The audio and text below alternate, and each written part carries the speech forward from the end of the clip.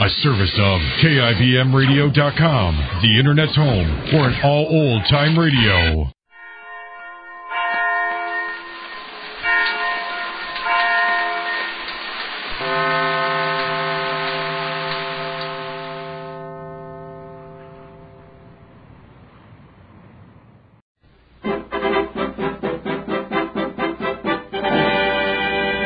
Jerry, at Fair Oaks.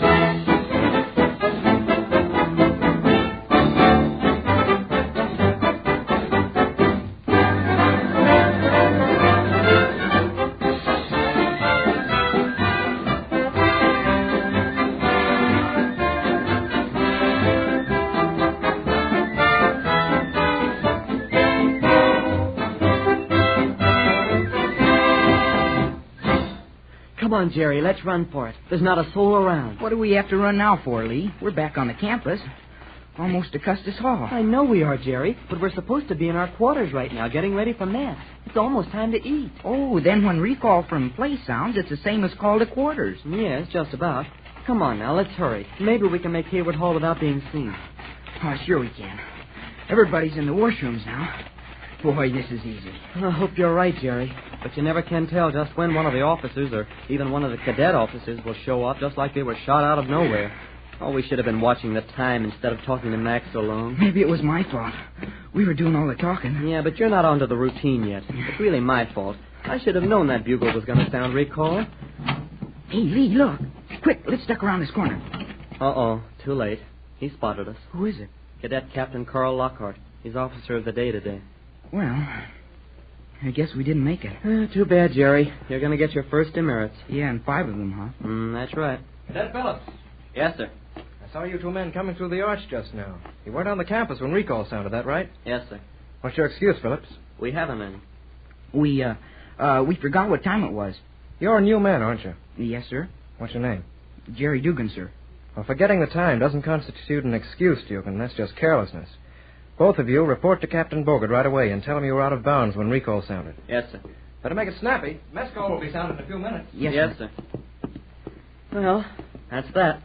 Hey, who's Captain Bogart, Lee? Oh, he's a mechanical drawing teacher, but he's also the supervisor of Hayward Hall. Uh-oh. What'll he do to us? Oh, just give us a good talking to and then present us with 10 demerits. 10? I thought you said 5. 5 apiece. Oh, you had me scared for a minute. That cadet captain, the officer of the day, what was his name? Cadet Captain Lockhart. Yeah, Lockhart. He wasn't so bad. What do you mean? Oh, I mean, he didn't call us down or anything like that. Oh, no. No, they don't do that, Jerry. They just catch you, and your punishment comes in the form of demerits. Well, I guess that's better than a good talking to at that. You bet it is. But wait till you start working off a lot of them. Now, 5 demerits aren't so bad. But I've seen some of the fellas have all privileges taken away from them and even been confined to quarters. I guess after you get a lot of demerits, you begin to think twice before you do anything wrong or break any rules. That's the idea of the system. Well, here we are. Let's get in and take our medicine. Okay. Hey, where's Captain Bogart's office? No, it's this first little office right here as we go through the doorway. Oh, yeah, I know now. I know who Captain Bogart is. Say, if he asks us what our excuse is, don't say anything. Just tell him you haven't got one. Yeah, I made a mistake telling Captain Lockhart we didn't know what time it was. Here we are. Hello.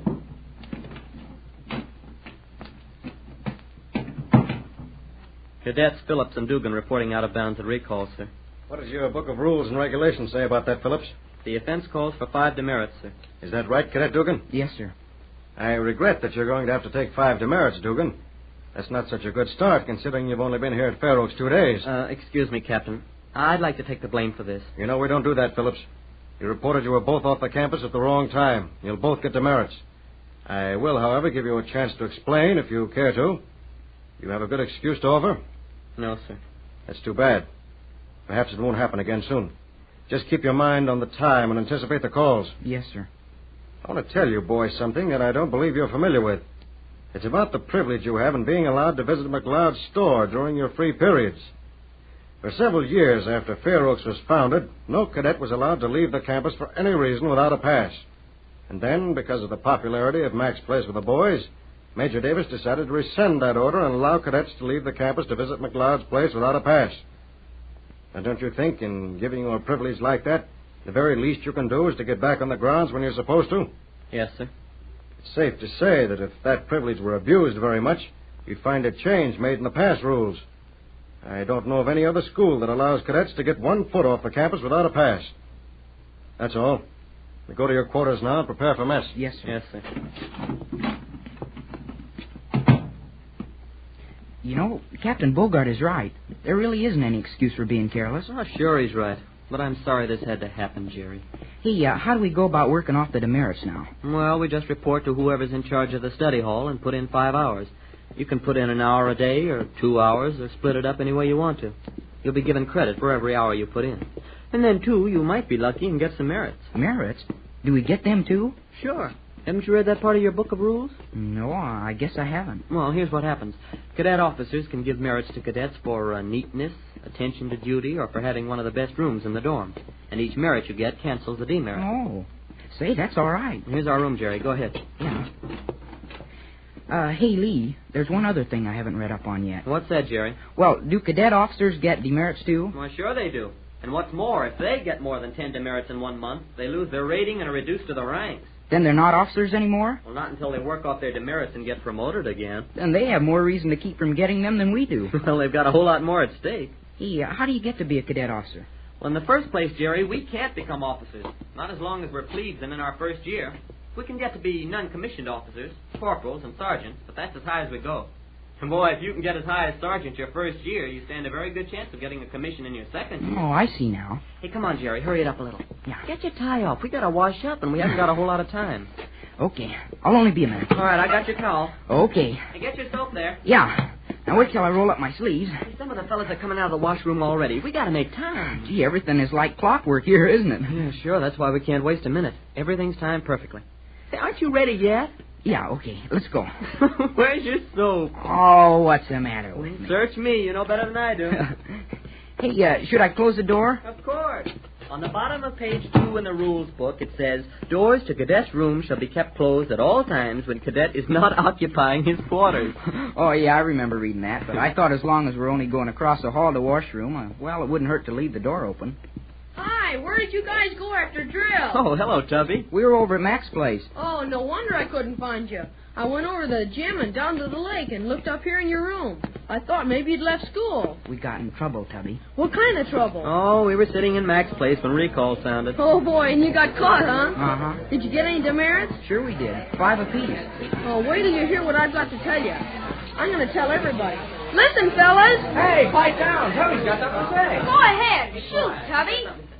Friends, Romans, and countrymen, lend me your ears. Go ahead. Sure, we're all ears. You're telling me. What's on your mind? He never had anything on his mind. All that quiet, please. Let's hear what he has to say. Come on, let's have it. Well, our dear and beloved friend, Red Morrison, was tagged today for 3 demerits. Really? Truer words were never spoken. I saw the whole thing with my own eyes. Well, what happened? Well, I don't know. Said you saw it all. I saw Captain Gardner giving Red a lecture, but I don't know what for. Then I heard the captain say, that will cost you 3 demerits, Morrison. Can you imagine anything sadder than that? I feel like weeping. Somebody please hand me a towel. Serves him right. He ought to get more. Come on, Jerry, let's get washed up a little. Okay, right with you, Lee. Hey, Lee, your hands are awful dirty. You've been rubbing your neck again. No, they got dirty when I shook hands with you. Hey, has Morrison been in here yet? I don't think so. Well, what would Red Morrison want to wash up for? Of course, he doesn't know it, but he's just about all washed up already.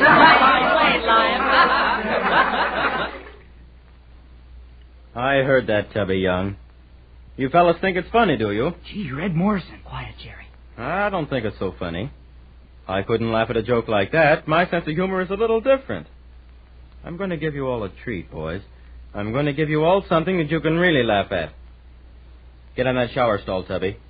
Get in there, I said. What's you going to make him do, Lee? Shh, don't say a thing, Jerry. That's right. Oh, no, never mind about taking off your clothes. Just stand right in that shower the way you are. So, I'm washed up, huh? Red Morrison is just about washed up. Isn't that what you said? Yes, I did. All right. Turn on the cold shower now, and we'll see who's getting washed up.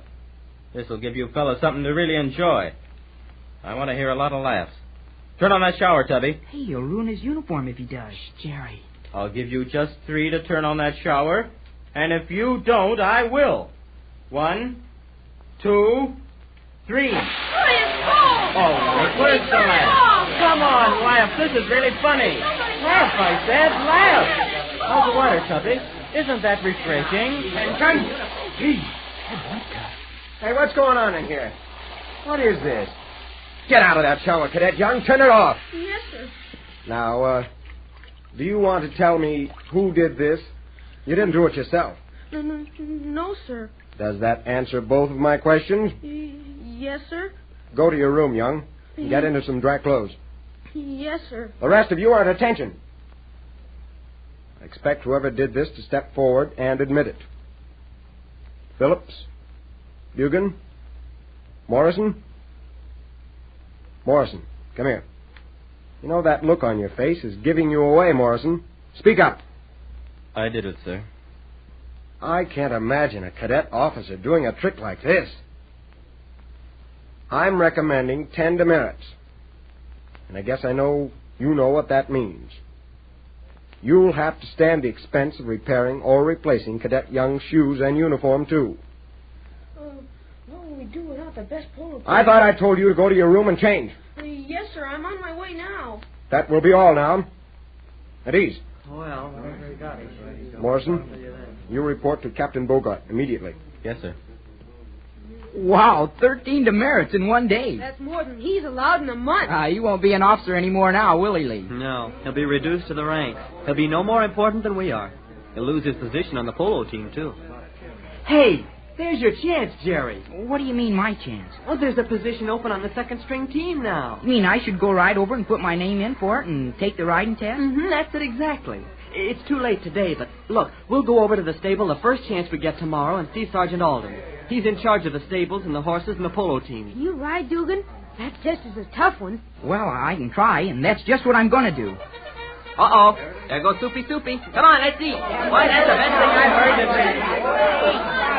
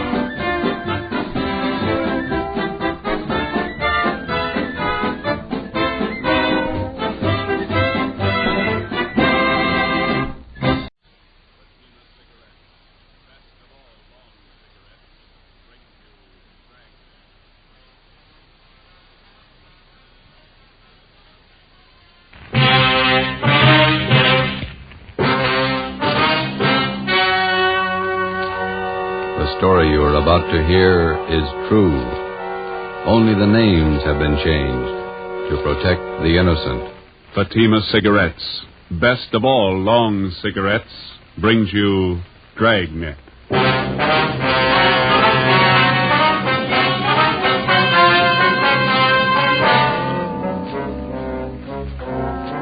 You're a detective sergeant. You're assigned to homicide detail. A confessed murderess is paroled from the state prison for women. After 7 months, the parole office loses contact with her. Your job, find her. If you want a long cigarette, smoke the best of all long cigarettes. Smoke king-size Fatima. Fatima is the long cigarette which contains the finest Turkish and domestic tobaccos superbly blended to make Fatima extra mild. And that's why Fatima has a much different, much better flavor and aroma than any other long cigarette. That's why Fatima has more than doubled its smokers coast to coast. So, enjoy Fatima, the best of all long cigarettes. It's wise to smoke extra mild Fatima. It's wise to smoke extra mild Fatima.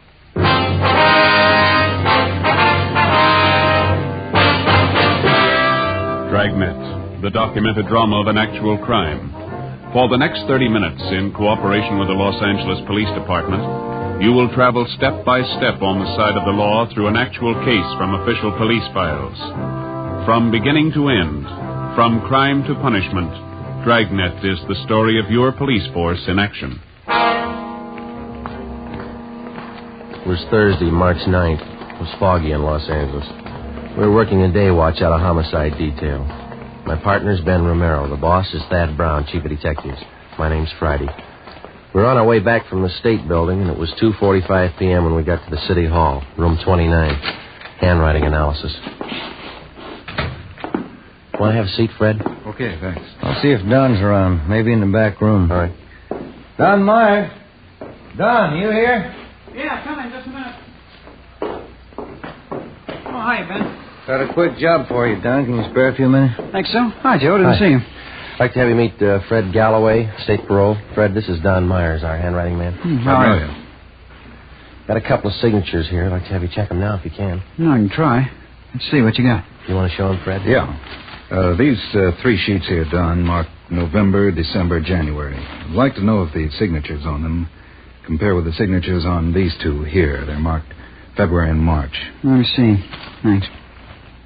Mm-hmm. Yeah, well, this shouldn't take long. Why don't you fellas have a seat? Yeah, okay. How's this thing shape up, Fred? You figure that the Johnson woman's jumped her parole? Got me. I don't know what to think. How long's it been since you got out of prison? Well, let me check you out on the details. I got the dope right here. All right, fine. Annie Marie Johnson. She was sent up for a life term, 1933, murdered her husband, John, shot him to death.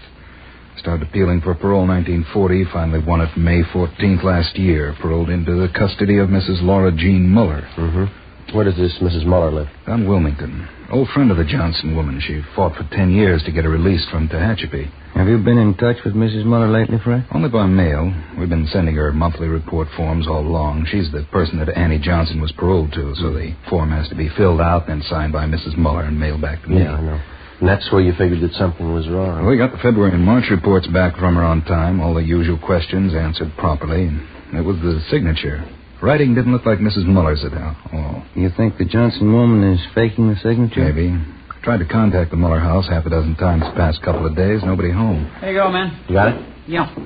Let me see. These 3 here, November, December, January, they were signed by the same person. Yeah.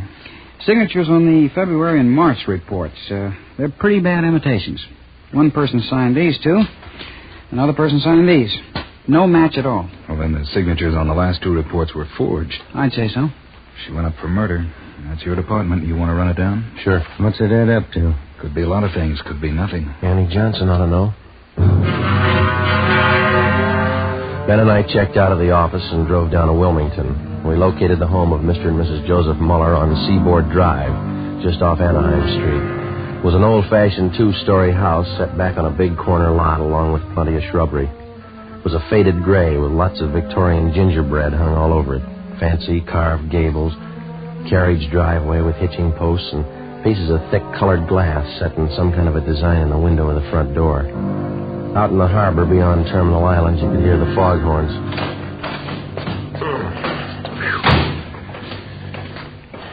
They sure get the fog out here, don't they? It's pretty thick today. My aunt used to live just above here, Grant Avenue. Oh, uh-huh. Couldn't take the fog, so she moved out the valley. Garden could stand some taking care of. Yeah, weeds are doing fine.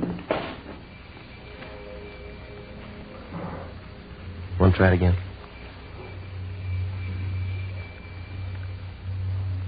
What do you think? Let's try the neighbors, huh? Yeah, all right. That house across the street must be somebody there. I saw a woman shaking a dust mop out the window when we drove up. All right. Kind of a bleak-looking spot up here on the hill, isn't it? Not many houses around. Yeah, and this fog's doing nothing for me. Chills you right down to the bone. What's the name on the mailbox here? Let's see. Miss Flora Carpenter. Well, maybe she can tell us something.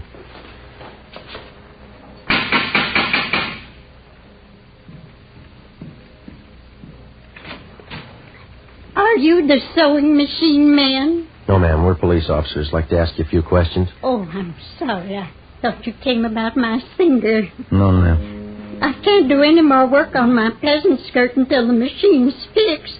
And it has to be done by Saturday. Our folk dancing group's having a big jamboree Saturday night. Will you step inside? Thank you. This is Sergeant Romero. My name's Friday. Oh, how do you do? Oh, fog's so refreshing, isn't it? Very vitalizing. Yes, ma'am. Are you acquainted with Mr. and Mrs. Muller across the street, Miss Carpenter? The Muellers? Yes, I've known them for years. And they have an Annie Johnson living with them? Yes, one of my very good friends. She's employed as a housemaid for the Mullers, is that right? Well, I guess you could call it that. Actually, she's more of a companion to Mrs. Mueller since poor Mr. Mueller got sick. What's his trouble? His mind. Poor man just lost his senses. He's at the state hospital at Norwalk. Mm-hmm. When did they send him there? Let me see. This is March. It must have been last November. Yes, became violent. Do you know where Mrs. Muller is now? In the sanitarium out near Pasadena. Not well at all. And Annie Johnson, is she still living at the Muller's house across the street? Oh, yes. She went downtown to do some shopping today. Did she say when she'd be back? Well, no, she didn't, but we have a meeting of our book appreciation club at 8:30 tonight here at my house, and I certainly don't think she'd miss the meeting. I see. Miss Carpenter, do you happen to know the name of the sanitarium where Miss Muller's staying? Garraway's. That's what Annie told me. Garraway's rest home out by Pasadena. Mm-hmm. Have any of the neighbors been out to visit her? Well, no, we haven't. Annie said the doctors there thought it'd be better if Mrs. Mueller didn't have visitors. I see. Wonder if you'd tell us where we could find a public telephone in the neighborhood? Oh, you can use my phone, Sergeant. It's right back there in the hall. Fine, thank you. I'll call him, Joe. All right. I'll have the operator charge it to our office. You sure you can find your way back there, Sergeant? It's right under General Pershing's picture. Yes, ma'am. No trouble. I was just thinking, Sergeant Friday. Yes, ma'am. Would you know anything about repairing sewing machines? No, I'm afraid not. Oh. Well, Fluffy, there you are. This is Annie Johnson's cat, Sergeant. Isn't he simply gorgeous? Look at that fur. Yes, ma'am. It's nice. Genuine Persian. Annie brought him with her when she came to live with the Muellers. Did Mrs. Johnson and Mrs. Muller always seem to get along fairly well together to you? I mean, no arguments? Oh, my, no. Annie's the easiest person in the world to get along with. All us girls in the neighborhood just adore her. Joe. Did you talk to sanitarium? Yeah, I double-checked the name. Yeah? Mrs. Muller's not there. They never heard of her. Ben and I left and interviewed some of the other people in the neighborhood. They all had the same high opinion of Annie Johnson as Miss Carpenter did. They all had the impression that Mrs. Muller was under doctor's care at the Garraway Rest Home in Pasadena. Annie Johnson told them so. We found out that Mrs. Muller had one other living relative besides her husband, a niece, Lorraine Muller. She lived out on Norwich Drive in Beverly Hills. 5:30 p.m., Ben and I drove back to the office and made a spot check of every private rest home and sanitarium listed in the Los Angeles area. Mrs. Muller wasn't at any of them. We called the state hospital at Norwalk, and they informed us that Joseph Muller was there, having been committed the 2nd of November the previous year. He was critically ill. We put in another call to the Muller home. Still no answer. 6:15 p.m., we drove out to Beverly Hills to the home of Mrs. Muller's niece, Lorraine. She was a tall, good-looking girl with blonde hair and a bad cough. I don't think I can help you, Sergeant. I moved out of my aunt's house 3 months ago. I haven't seen her since. Oh, were you staying at the house when Annie Johnson came to live there? I was raised in that house. Mother and Dad died when I was a baby, and Uncle Joe and Aunt Laura took care of me. They're wonderful people. Would you mind telling us why you moved? I don't mind. Everything was fine until Annie Johnson came. I didn't get along with her. We fought all the time. Oh, is that so? I don't know why. I just didn't like her. When Annie moved in, she took over the whole house. Oh, what's the connection between your aunt and Mrs. Johnson? Any blood relationship there? No. Annie was a school chum of Aunt Laura's. When they sent her to prison for killing her husband, she wrote for help. And your aunt helped her? She worked for 11 years at it. I don't know how much money she spent. Lawyers, you know. Yeah. She finally got Annie parole. And then she took Mrs. Johnson on as a housekeeper, is that right? Yeah. And she never did any work. She acted like she owned the house. Like my aunt and uncle owed her everything they'd done for her. When's the last time you heard from your aunt? It was a few months ago, around Christmas time. I called her up to wish her a Merry Christmas. You have no idea where Mrs. Muller might be now? Some friends that she could be staying with, maybe? No. Aunt Laura only has a few friends. They all live in the neighborhood. She's not in the habit of going off without telling anyone, is she? No, never anything like that. I don't understand it. Something must be wrong. Annie, do you think she's done something? Do you? No, she couldn't have. She owes everything to Aunt Laura. Her freedom, good home, nice clothes, money. Everything my aunt could give her. Some people are like that. If it's free, they never get too much. Before we left Lorraine Muller's house, we got the name of her aunt's lawyer. We had dinner at a lunch counter on La Cienega, and then we drove back to Wilmington to the Muller house. Lights were burning in the front windows. The fog was thick now.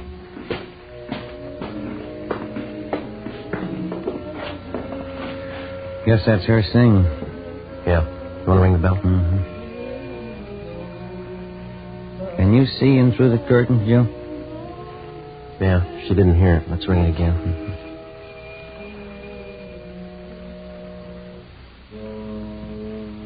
Hey, here she comes. Yes? Are you Mrs. Johnson? Yes, that's right. What is it? Police officers, our identification. Oh. Yes, won't you come in? Thank you, ma'am. Thank you. We'll go in the parlor, shall we? All right. Now. For February and March? Yes? We think the signatures on those two reports are forged. Oh, those. Mm-hmm.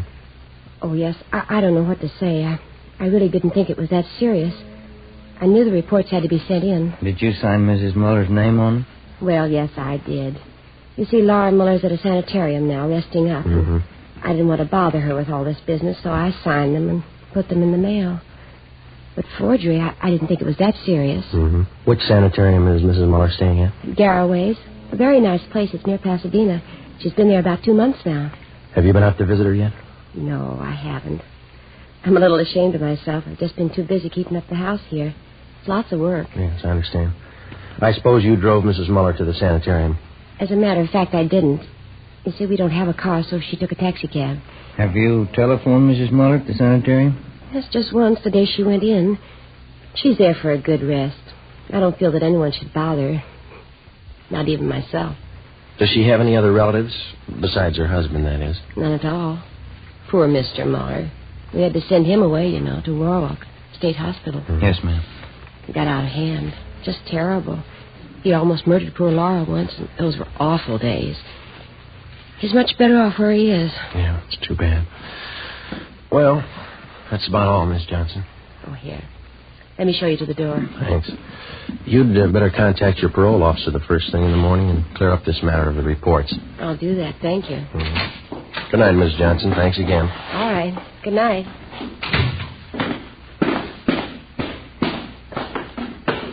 What time you got? 20 minutes after 8.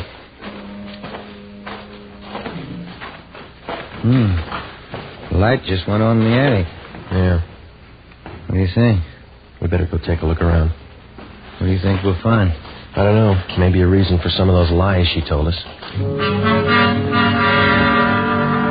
8:35 p.m. Annie Johnson left the house and crossed the street to Miss Carpenter's place. In the Muller house, in a small desk in one of the rear bedrooms on the first floor, we found a file for Mrs. Muller's business papers. In the file, we located 3 of her insurance policies. There was one for $5,000 and 2 for $3,500.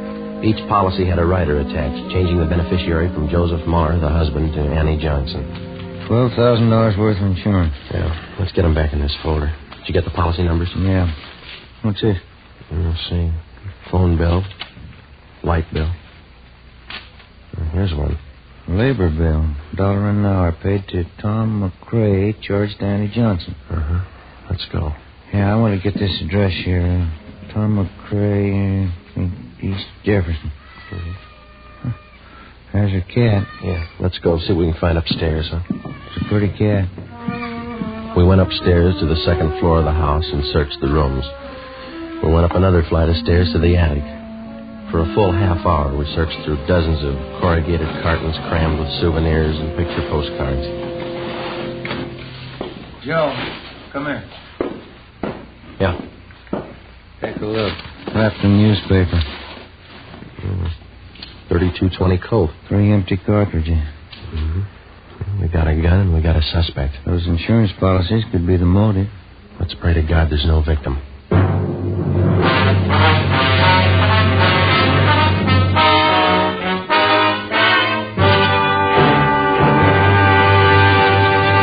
You are listening to Dragnet for the step-by-step solution to an actual police case. Here, step-by-step, are the reasons why Fatima has more than doubled its smokers from coast to coast. Step 1. The name Fatima has always stood for the best in cigarette quality. Step 2. Long cigarette smokers discover Fatima has a much different, much better flavor and aroma. Step 3. Long cigarette smokers find Fatima extra mild. Fatima is the long cigarette which contains the finest Turkish and domestic tobaccos, superbly blended to make Fatima extra mild. And that's why more and more smokers every day agree it's wise to smoke extra mild Fatima. It's wise to smoke extra mild Fatima. Yes, the name Fatima on that golden yellow package is your insurance of an extra mild smoke. So enjoy king-size Fatima, the best of all long cigarettes. 10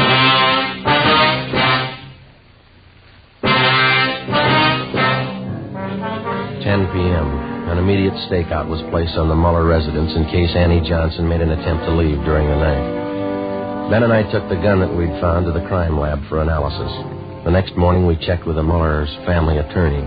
He had no idea as to the whereabouts of Mrs. Muller, but he told us that about 3 months ago, she'd ordered him to draw up a new will for her. Under the new provisions, Annie Johnson was to be the sole heir of the Muller house and property, plus an additional $1,500 in bonds. Friday, March 10th, 11 a.m. While Ben checked with the insurance company, I met with Captain Elliott of Homicide. You got everything but a victim, huh?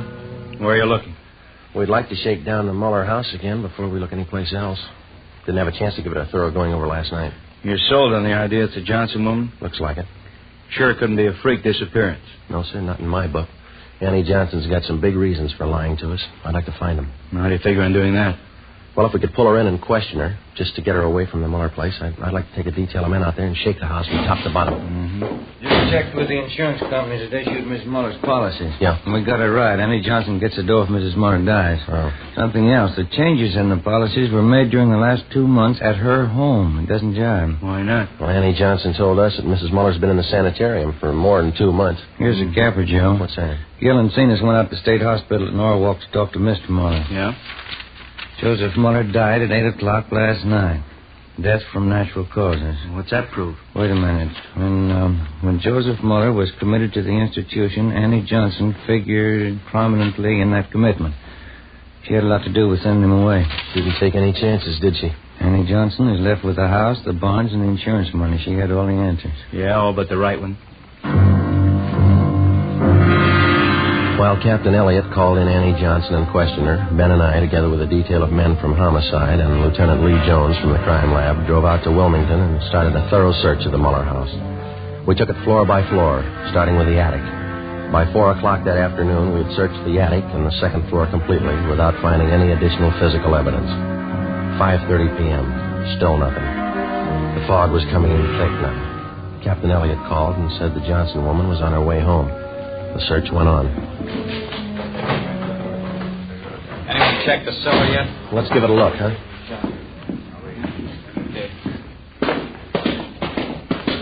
Joe, come on down. Lee's with me. We're checking some stains. What do you got, Lee? Picked up this line of stains here, Joe. They run down from the top of the stairs. Pretty faint. Let me see. Mm-hmm. Draw a few drops of benzodine, see what happens. Okay. Let's have a look around, Gil, see what we can find. There's no lights down here. You'll have to use your flash. I got one. Not much of anything, is it? I guess they use the attic for their storage place. Yeah. Wait a minute. Put the light over this way, will you, Gil? No, in the corner. That's it. See something? I don't know. Yeah, have a look here. New patch of cement. Looks pretty new alongside the rest. Yeah. There's a sledge and a couple of shovels back in the garage. Get them, will you? Yeah. Joe. Yeah. Stains turned blue. It's blood. Lee Jones took some sample scrapings and went back to the crime lab to give them a precipitant test to determine if the stains were made by human or animal blood. We broke away the patch of new cement work in the cellar and we began digging. 6:30 p.m. Annie Johnson came home. We met her in the living room. Sergeant, I wonder if you'd mind explaining this intrusion. No, not at all. Will you sit down? I believe I'm the one to offer hospitality here. It's my house. Is it, Miss Johnson? Well, it's in my charge. It's my responsibility. Yes, ma'am, it is. We'd just like to clear up a few things, that's all. I think the police department's taken up enough of my time. I spent half the day at the city hall answering silly questions. Now, if you'll excuse me, I have an appointment at the beauty shop at 7 o'clock. Maybe you better cancel it. I don't see any reason why I should. What is that noise? It's coming from the cellar.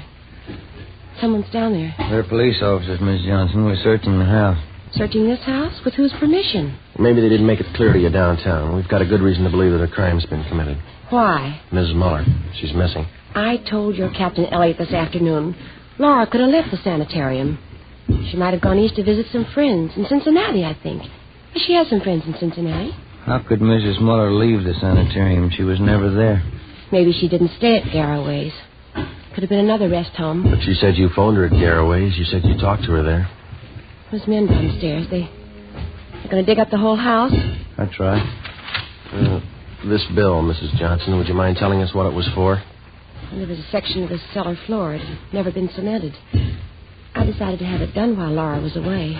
The men are digging it up, Miss Johnson. Well, why are they digging it up? What right have they? Investigation. We'll see that the cement work is redone when we're finished. This is impossible. I forbid it. This house is my responsibility. No need to worry. Everything will be left exactly the way it was. We'll leave the house as soon as the men are finished. Oh. Well, then perhaps I can keep my appointment with the hairdresser. I won't be long. She'll be back around 9. I'm sorry. I think you better stay. But I've told you everything I know. Did you kill Laura Muller? Did I kill... I can't take any more of this. Why would I want to kill Laura? She's done everything for me. She's given me new life. Did you kill her? I know, of course I didn't kill her. Oh, and there's no need to be upset. Oh, my nerves. I got to have something. Glass of sherry. Yes. Ziggy, how long is it going to take them? That all depends, ma'am. There's no reason for this. You don't know that anything's happened to Laura. That's right. Laura's the best friend I have in the world. 11 years. That's how long she fought to make them let me out of prison. she's the only one who believed in me. Yes, ma'am. She is. She's given me everything. She wants me to have everything. Everything I want. I wouldn't have a reason for killing her. Why, my clothes, my home here, money. They're all Laura. She's given them to me. Would you like a glass of sherry, Sergeant Crowdy? No, thanks. You know, Laura was much older than I, Sergeant. She could have taken her own life. She didn't have much to live for. Old and sick. But I got everything to live for. Laura used to tell me that. So she gave me everything. Laura was much older than I. Would you care for a glass of sherry, Sergeant Romero? No, thank you. This whole thing's so silly. Laura's away on a trip. She's much older than I am, you know. I'm 38. You wouldn't take me for a woman 38 years old, would you, Sergeant? No, ma'am. I know I'm not really young anymore, but I'm still attractive, don't you think? A lot of men prefer mature women. Women with experience, background. I'd know how to take care of a man.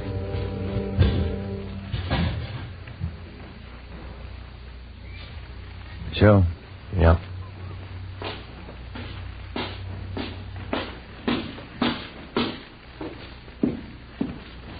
Joe, come here, my way.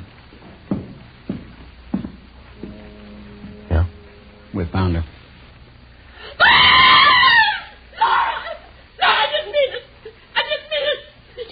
To live for. She wanted to die. Call the coroner, Gil. Let's go, Miss Johnson. Laura wouldn't want this. She knows I didn't mean it. She's the only one who knows what I went through. Years in prison. Laura understood me. She gave me everything. Yes, she did. Ask anybody. They all know how Laura felt about me. Ask anybody. We can't ask her.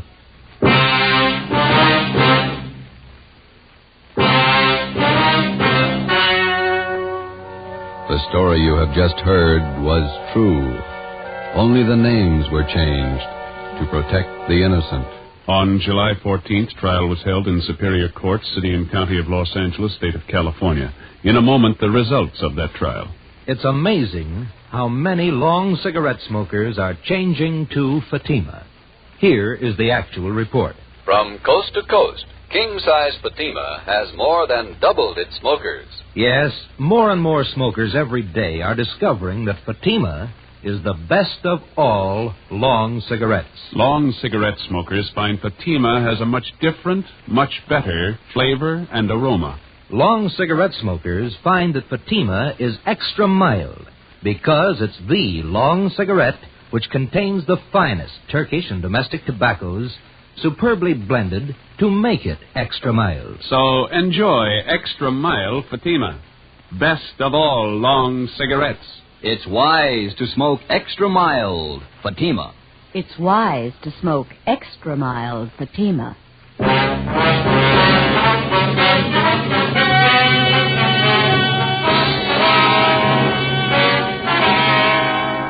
Annie Marie Johnson was tried and convicted of murder in the first degree.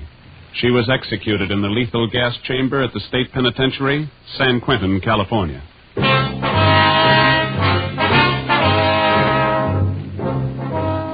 You have just heard Dragnet, authentic cases from official files. Technical advice for Dragnet comes from the Office of Chief of Police W.A. Wharton, Los Angeles Police Department. Dragnet wishes to thank the editors of Radio Television Life magazine. They have judged Dragnet the outstanding new program of the past radio season. Fatima Cigarettes, the best of all long cigarettes, has brought you Dragnet from Los Angeles. Tomorrow, hear the Ronald Coleman's charming series, The Halls of Ivy, on NBC.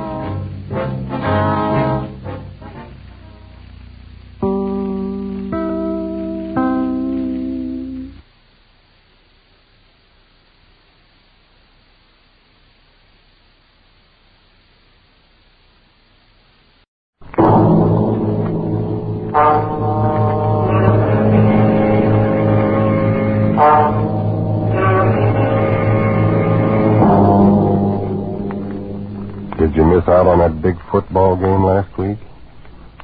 Can't get rid of that head cold? Want to get away from it all? CBS offers you Escape.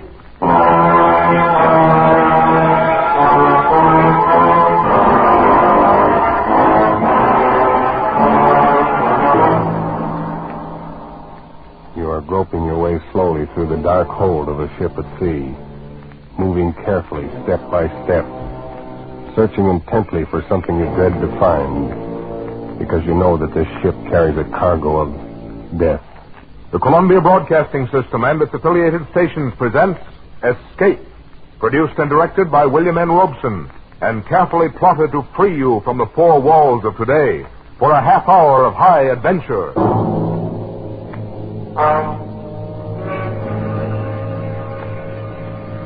Tonight we escape to a harbor front in Venezuela, and a grim voyage that started there, as told by Martin Storm in his gripping story, A Shipment of Mute Fate.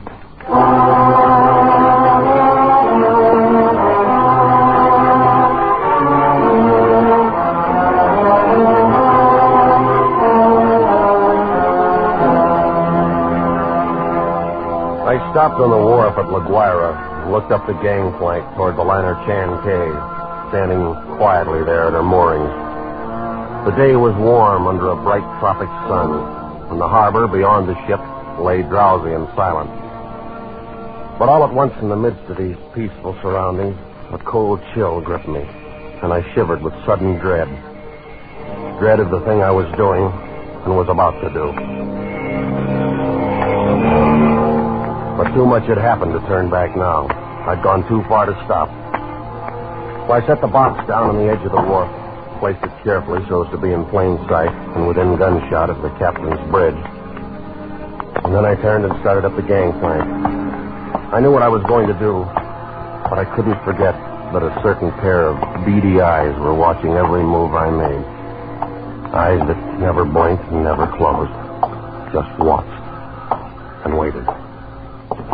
Oh, I beg your pardon. What? Mr. Warner. Hello, Mother Willis. How's the best-looking stewardess on the Seven Seas? Well, I'm fine, Mr. Warner. I guess you better run along now. Get on with the show. Now, wait a minute. That's a fine greeting after 2 months. Well, it's just that I'm so busy. I don't believe a word of it.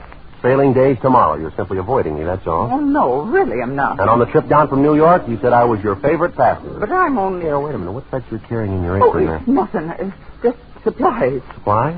Well, let's have a look, huh? No, please. What do you know? It's a cat. It's Clara, Mr. Warner. Mm-hmm. Mr. Bowman said I had to leave her ashore, and I just couldn't. Well, who's Mr. Bowman? The new chief steward. Oh.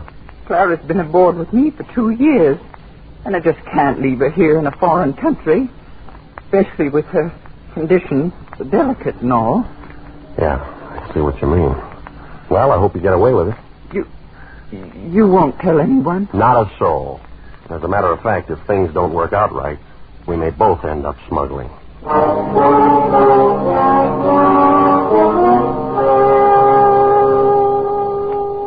happy to have you on board on the trip down 2 months ago, Christopher. I'm very glad you're coming along with us on the run back to New York. Thanks, Captain Wood. There is one thing, though. I'm having a little trouble with the customs men here, and I wondered if you might... I can't do it, Christopher. I just cabled your father this morning.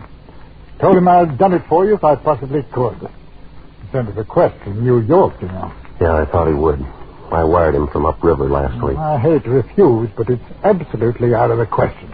Well, Captain Wood, I'm afraid I don't follow you there. Responsibility to the passenger, son. They have women and children aboard. On a liner, the safety of the passengers comes ahead of anything. But with proper precautions. Something might happen. I don't know what, but something might. You've carried worse things. There isn't anything worse. And any skipper afloat will bail me out. Now, Christopher, I simply can't take the chance, and that's final.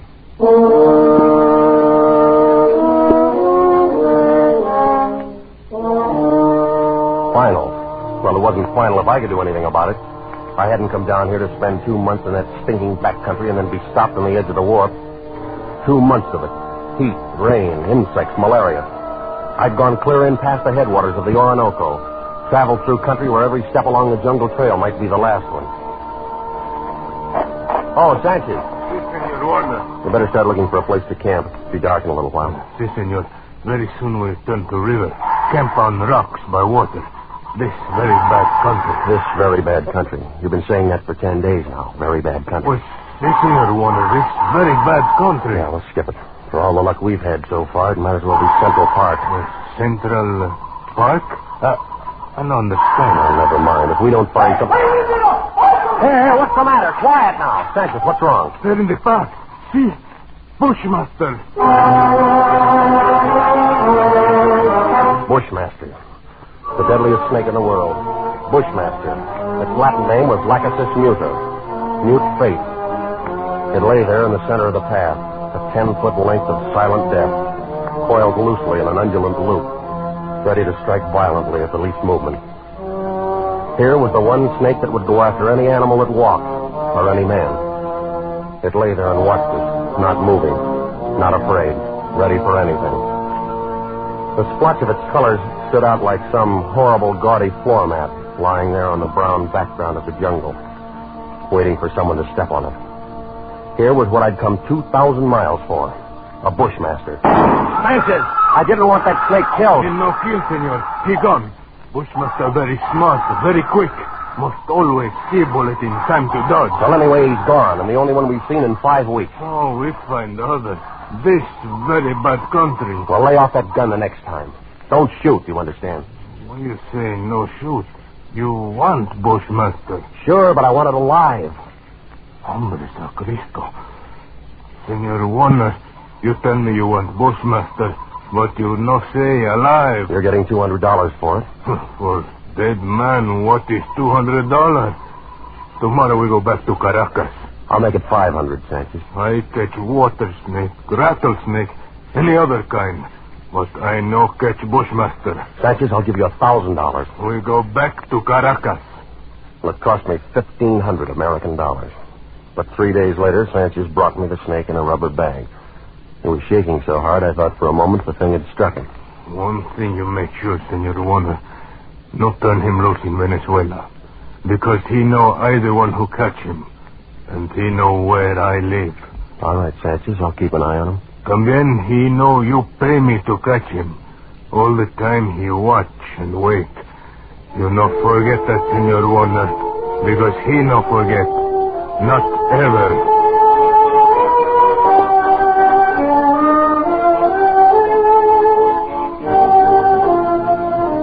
Well, after going through all that trouble and danger and laying out $1,500, I wasn't going to let a pig-headed ship captain stop me at the last minute. At least not as long as the cables were still in operation between La Guaira and New York. Morning, Captain Wood. The boy at the hotel said you wanted to see me. That's right, Christopher. Sit down. Thank you. It seems you weren't willing to let matters stand the way we left them yesterday. I'm sorry to go over your head, Captain Wood, but I had to. The museum sent me all the way down here for it. And I'm not going to be stopped by red tape. This will be the only live Bushmaster ever brought to the United States. Yes, and if I had my way, well, orders are orders. I got a cable from the head office this morning. All right. I suppose we talk about precautions. I'll handle it any way you say. Got to have a stronger box. That crate's too flimsy. Well, it's stronger than it looks. And that wire screen on top would hold a wildcat. But anyway, I bought a heavy sea chest this morning. I will put the crate inside of it. Sounds all right. You got a lock on it? Heavy padlock. It's fixed so that the lid can be propped open a crack without unlocking it. The snake's got to have air. But in dirty weather, that lid stays shut. I'll take no chances. Fair enough. I will keep the thing in my inside cabin where I sleep. I can't have it in the baggage room. And nobody on board's to know about it. Whatever you say, Captain. But we won't have any trouble. After all, it's only an animal. It doesn't have any magical powers.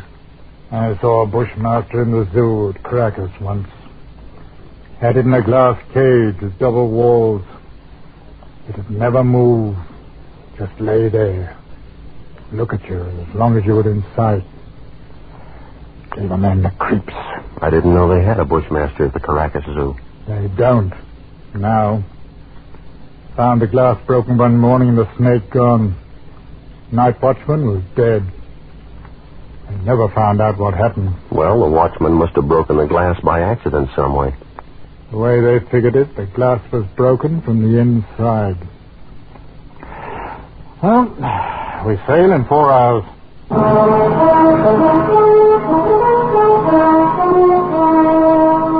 We steamed north into the Caribbean. with perfect weather and a sea as smooth as an inland lake. The barometer dropped a little on the third day, but cleared up overnight and left nothing worse than a heavy swell. But in spite of the calm seas and the pleasant weather, I found myself feeling more and more often an ominous foreboding. I was developing almost unnatural fear of that snake. Well, I stayed clear of the passengers pretty much. Got the habit of dropping into Captain Wood's quarters several times a day. He kept the heavy box underneath his berth. I'd approach it quietly and shine my flashlight through the open crack. Never once could I catch that 12-foot devil asleep, or even excited. He'd be lying there, half coiled, his head raised a little, staring out of those beady black eyes, waiting. He'd still be like that when I'd turn away to leave. Maybe that's what bothered me, that horrible and constant watchful waiting. What in the name of heaven was he waiting for? Well, hello there, Mr. Warner. Oh, how are you, Mother Willis? Why, but you and the captain spend an awful lot of time around this cabin. I'm beginning to think the two of you must have some guilty secret. Oh, no, nothing like that, Mother Willis. I don't know about Captain Wood, but I certainly don't have any guilty secret.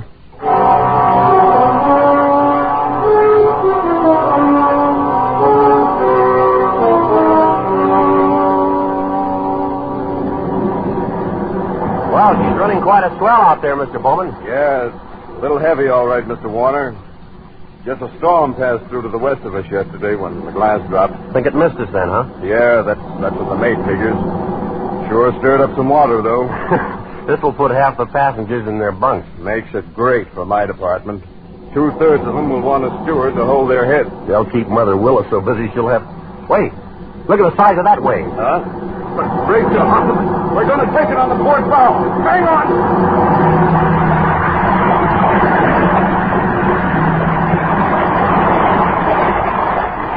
Well, that was a freak if there ever was one. Not another wave in sight. You see them like that sometimes, even in a calm sea. Well, I got to get below, Mr. Warner. That water probably did some damage on the officer's deck. Yeah, I suppose it... What did you say? The wheel companionway was open on the port side. Bridge cabins must have taken a pretty bad smashing up. They're right below the, Here, is something wrong, Mr. Warner? No, nothing at all, Mr. Bowman. At least I hope not.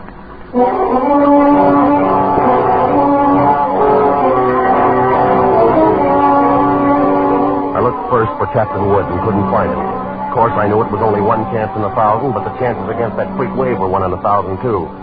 Well, I couldn't waste any more time, so I stumbled down the companionway and along the passage to the captain's cabin. Oh, come on in, Mr. Warner. Mother Willis. Why, isn't this cabin a mess? Trying to get some of these things out to dry. Yeah, well, I just wanted to check. Where's that box that was under the captain's bunk? Threw it out on that. But where? We didn't know. It was nearly dark when we met together again in the chart room. I don't get the thing at No all. other way around it. We've risked all the time we can. We've got to warn the passengers. Well, how'll we do it, Captain? Call them all together in the lounge? No, if we did anything like that, we'd be asking for a panic. We'll get one, whether we ask for it or not. Pick a few men and go through the cabin decks. Tell them individually, inside their cabins. Watch for any act that looks as though it might cause trouble. And we'll keep an eye on them. Handle the crew the same way. All right, Captain. Okay. Now, as soon as you've finished, arm all the deck officers and start searching again. Our only chance of preventing a riot is to find that damnable snake.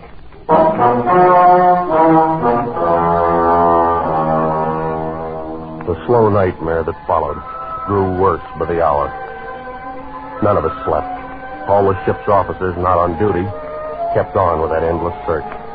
Passengers locked themselves in their cabins or huddled together in the lounges, knowing all the time that no spot on board could be called safe. Fear was a heavy fog in the lungs of all of us, and every light on the vessel burned throughout the night. Morning came and brought no relief. Terror and tension mounted by the hour. There now, Mrs. Crane, stop getting yourself all worked up and go back to your cabin. The horrid thing's probably crawled overboard anyway. You're just saying that. You're paid to say it. You don't know. Nobody does. Now, everything's going to be all right. Oh, if you could only do something. If all of us could only get off the ship. They could fumigate it.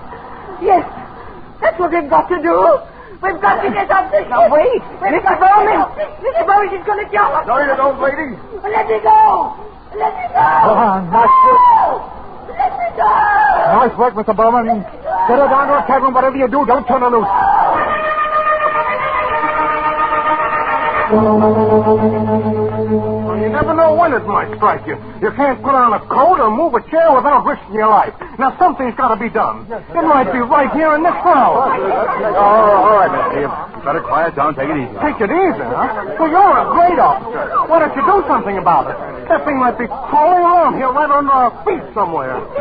Shut up. Are you trying to start a panic? I got a right to talk. I don't want to die. Nobody's going to catch me.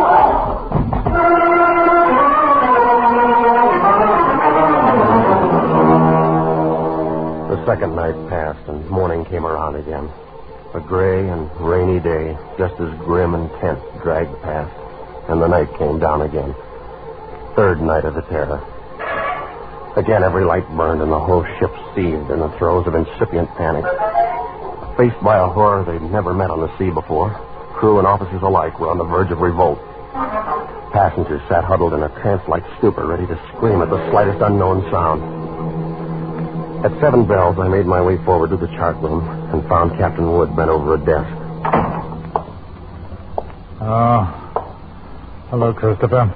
Come on in. Sit down. It's got to be somewhere, Captain Wood. It's got to be. I don't know. You could search this ship for 6 months and never touch all the places aboard. You can only hold out for 2 more days. We'll be in. What's the Home Office say? Oh, here's the latest wireless from them. Keep quiet and keep coming. What else can we do? How is it on the deck? Pretty bad. Anything could happen. Yeah. That's why I took the guns away from the men. 1 pistol shot and we'd have a riot on our hands. Well, the whole thing's my fault, Captain Wood. That's what I can't forget. Oh, take it easy, Ned. There was only some way I could pay for it myself, alone. No, I know how you feel, but it's no more your fault than mine. Or the man who asked you to bring the snake back alive. Nobody planned this. You'd better try and get a little sleep. Sleep? Mr. Bowman made some coffee down the steward's galley a while ago. You better go down and get yourself a cup. And then rest up for a couple of hours. Rest? I can't rest. Christopher, it's no good going to... What are you going to do? You can't help anything. If you tumble through a hatch half asleep and break your neck. Go on and get some coffee. One way or another, we've got to hold out for 2 more days.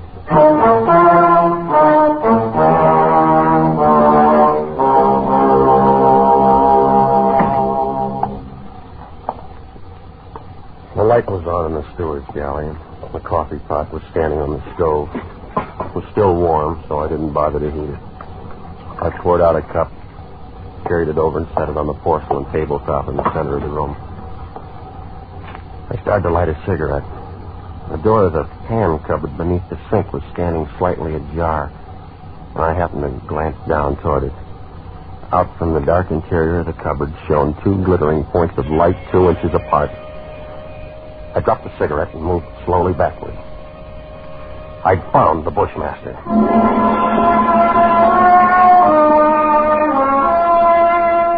As I moved, the snake slid out of the cupboard in a single sinuous glide, drew back into a loose coil on the galley floor, never taking his eyes off me. I moved slowly back, waiting any moment for that deadly, slithering strike.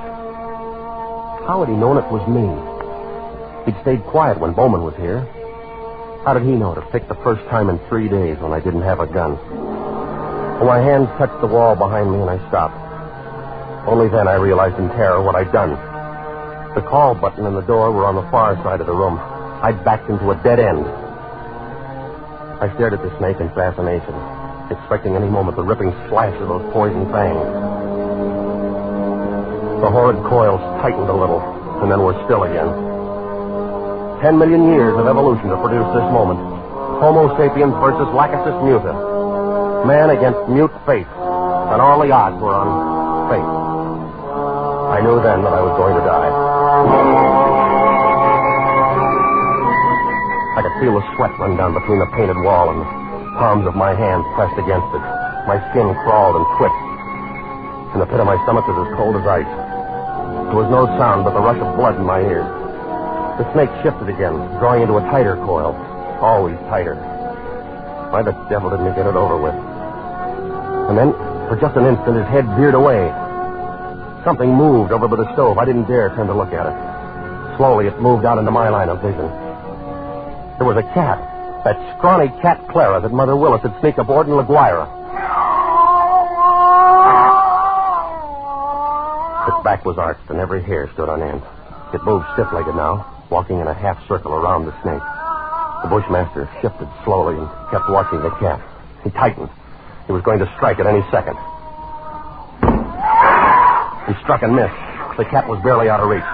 Now she was walking back and forth again. She was asking to die.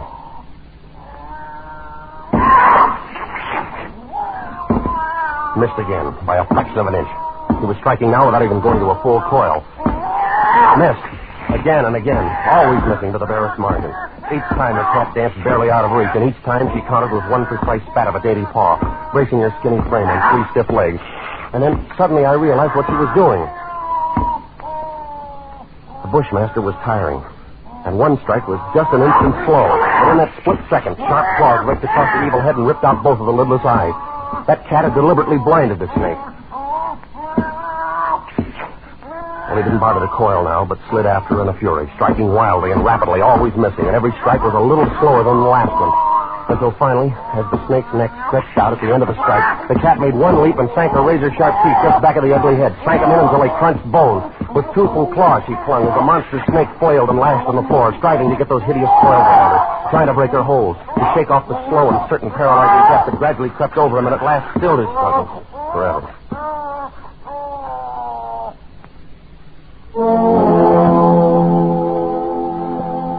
I took a deep breath. First in minutes. The cat lay on her side on the floor, panting, resting from the fight just over. And she had a right to rest. That mangy, brave, beautiful alley cat had just saved my life. And maybe others as well. But as I turned toward the stove, I suddenly became very humble. And I knew all at once what a small thing a human being really is. I and others aboard were still alive only by the merest accident. There were 3 reasons why that cat had fought and killed the world's deadliest snake. And those 3 reasons came tottering out from under the stove on shaky little legs. 3 kittens with their eyes bright with wonder and their tails stiff as pokers. Up on the deck, hundreds of passengers were waiting for the news that the days and nights of terror were ended. Well, I could wait a little longer. I pulled open the doors of the cabinet, found a can of milk,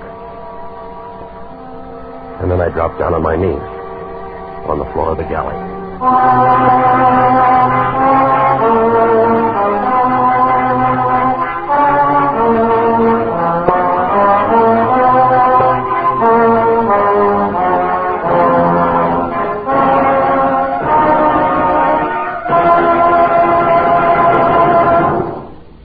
Escape is produced and directed by William N. Robeson, and tonight brought you A Shipment of Mute Fate by Martin Storm, adapted for radio by Les Crutchfield, with Jack Webb as Chris Warner, Raymond Lawrence as Captain Wood, and D.J. Thompson as Mother Willis.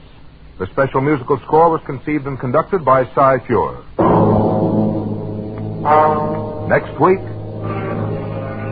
at this same time, when you're tired from a hard day at the office, or leaning over a hot stove all day, when you want to get away from it all, CBS again offers you Escape.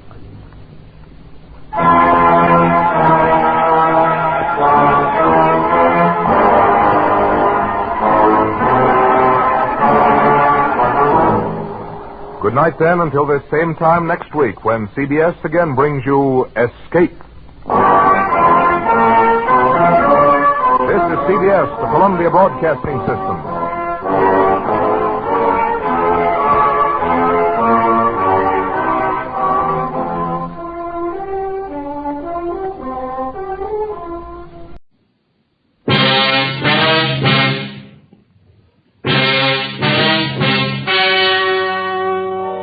The The story you are about to hear is true. Only the names have been changed to protect the innocent. Fatima Cigarettes, best of all long cigarettes, brings you Dragnet.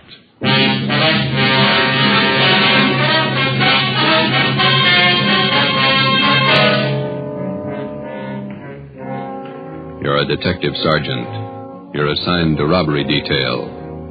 4 young hoodlums wanted for a series of robberies are headed for your city. They're armed, reckless, cold-blooded. Your job, get 'em. If you want a long cigarette, smoke the best of all long cigarettes. Smoke king-size Fatima. Fatima is the long cigarette which contains the finest Turkish and domestic tobaccos, superbly blended to make Fatima extra mild. And that's why Fatima has a much different, much better flavor and aroma than any other long cigarette. That's why Fatima has more than doubled its smokers coast to coast. So, enjoy Fatima, the best of all long cigarettes. It's wise to smoke extra mild. Fatima. It's wise to smoke extra mild Fatima.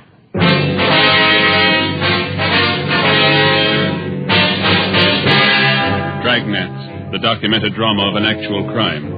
For the next 30 minutes, in cooperation with the Los Angeles Police Department, you will travel step by step on the side of the law through an actual case from official police files. From beginning to end, from crime to punishment, Dragnet is the story of your police force in action. It was Friday, December 10th. It was cold in Los Angeles. We were working the day watch out of robbery detail. My partner's Ben Romero. The boss is Thad Brown, chief of detectives. My name's Friday. It was 7:55 a.m. when I got to room 27A, robbery detail. Morning. Hi, Joe. Morning. Hi, Joe. Cold out, isn't it? Frank, what are you doing here this early? Can't you sleep? I'm waiting for something. Special delivery letter from my brother. Went up in Frisco with the police department? Yeah. Only up there they don't like it when you call it Frisco. Yeah. He's in robbery detail. Called him last night. All 3 kids had their tonsils out the same day. Thought it'd be nice to call, see how they were. All 3 at once? Yeah. Tonsils are nothing these days. How'd they make out? Good. They're home already. What's the letter got to do with it? Oh, well, my brother told me he was sending down some dope on 4 pretty rough characters. Thinks they're headed our way, sending mugshots, too. You and your brother running a detective agency on the side? It's a little irregular. The official correspondence will come a little later. What do you know about the guys?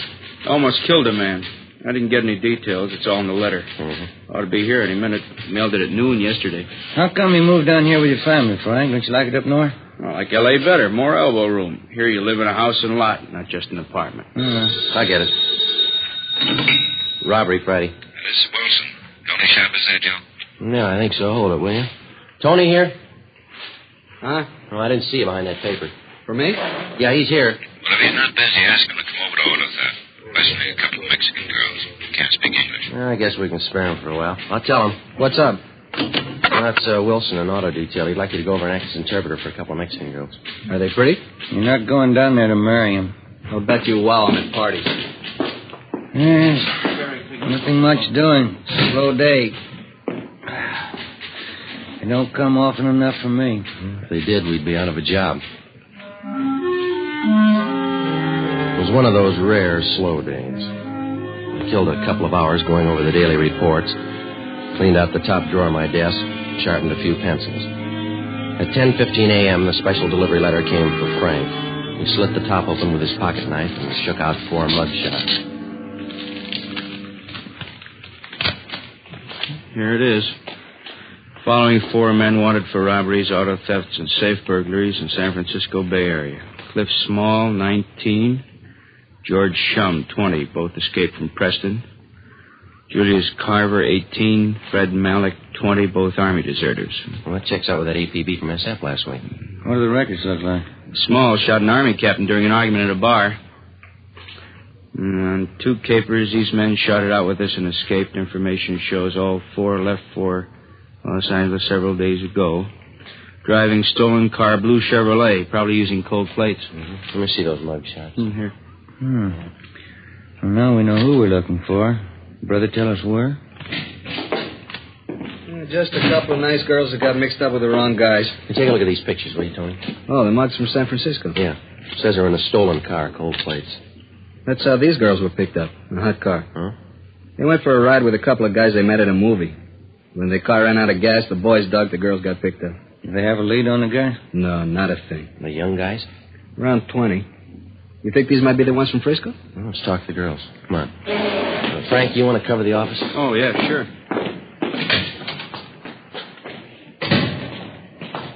Do they speak English at all? Not enough to make sense.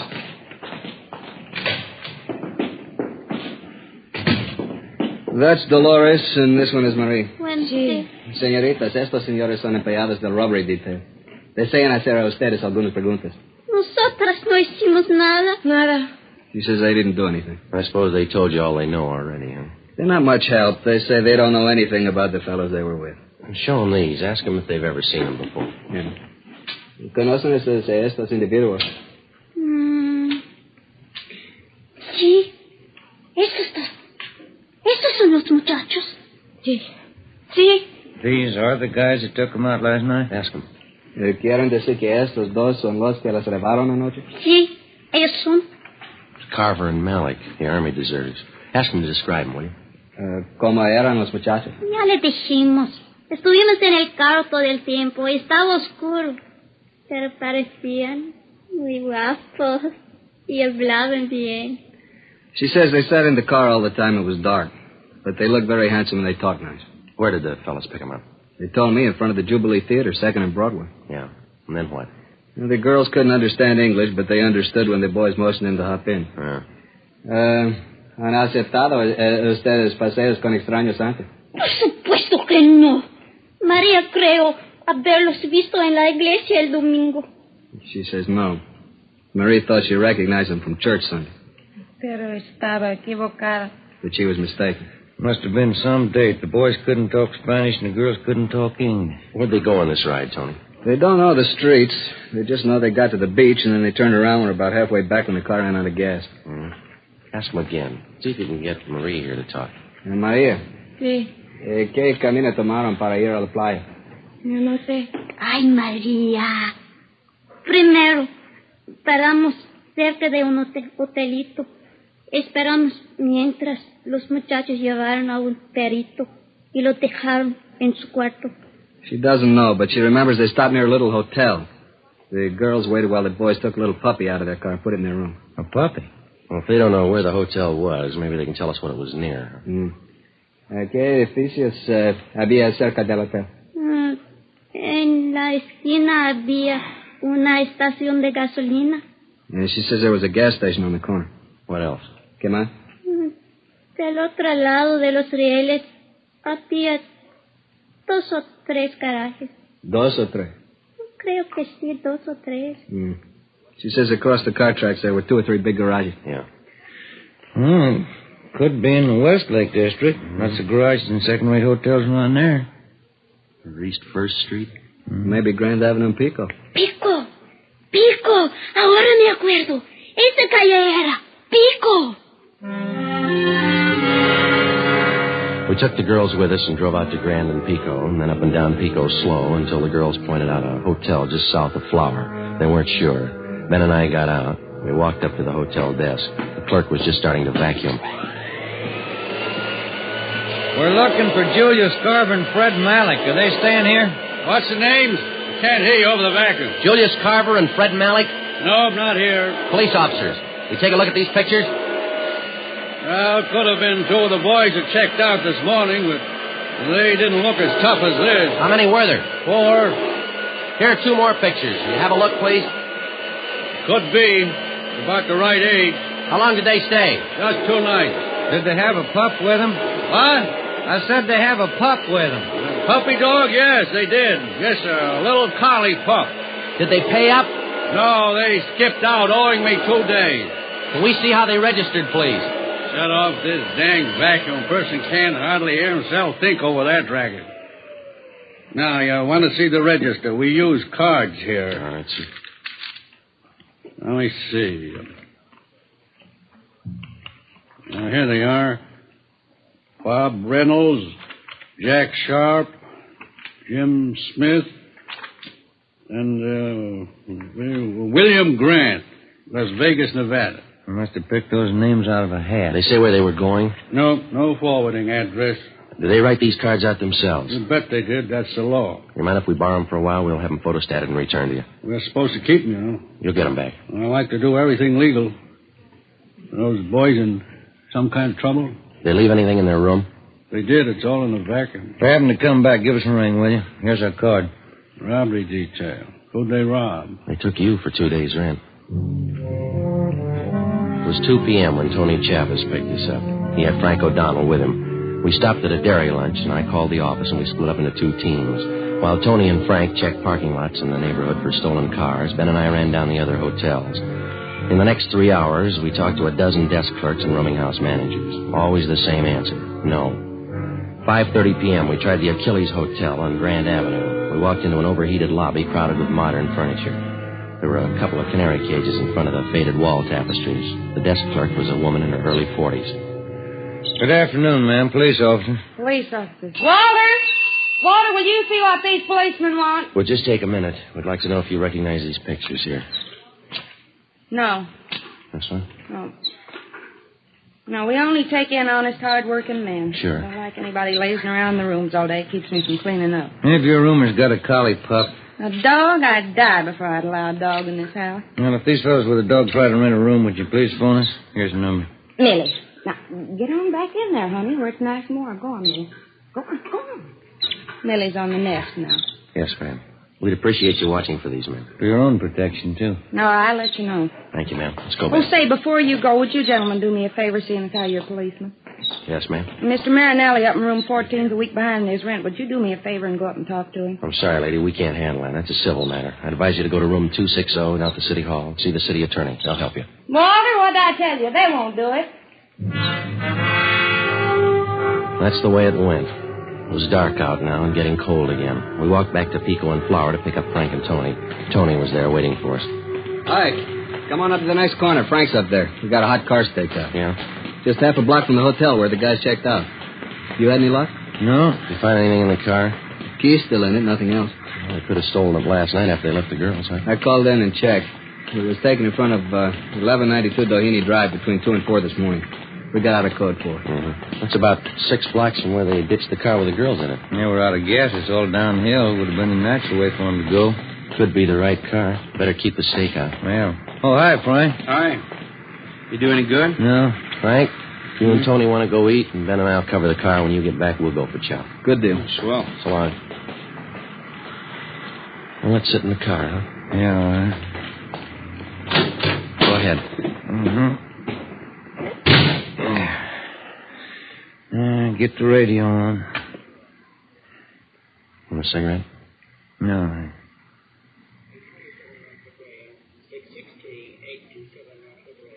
What do you think? I don't know. Maybe it's the same guys, maybe not.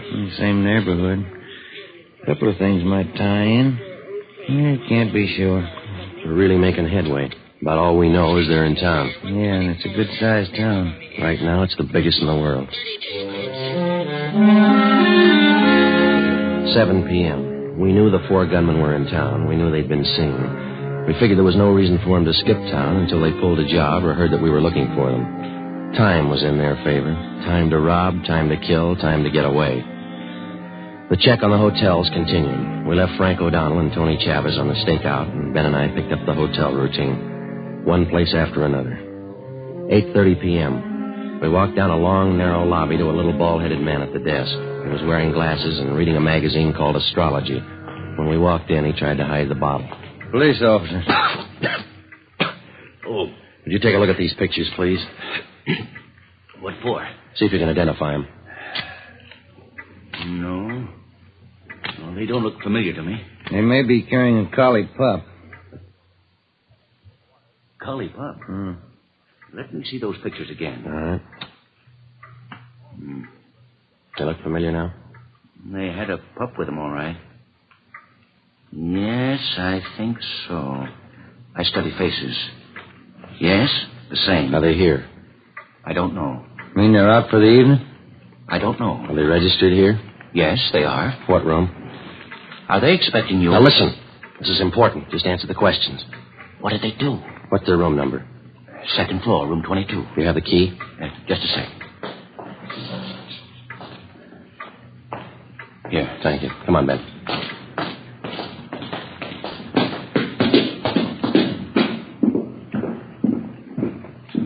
Cover me, huh? Yeah. 22.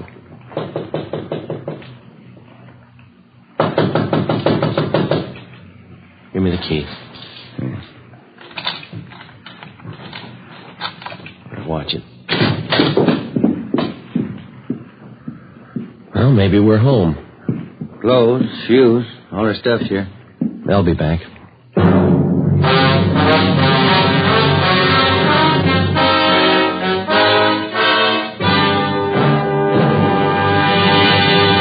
You are listening to Dragnet for the step-by-step solution to an actual police case. Here, step by step, are the reasons why Fatima has more than doubled its smokers from coast to coast. Step 1. The name Fatima has always stood for the best in cigarette quality. Step 2. Long cigarette smokers discover Fatima has a much different, much better flavor and aroma. Step 3. Long cigarette smokers find Fatima extra mild. Fatima is the long cigarette which contains the finest Turkish and domestic tobaccos superbly blended to make Fatima extra mild. And that's why more and more smokers every day agree it's wise to smoke extra mild Fatima. It's wise to smoke extra mild Fatima. Yes, the name Fatima on that gold and yellow package is your insurance of an extra mild smoke. So enjoy king-size Fatima, the best of all long cigarettes.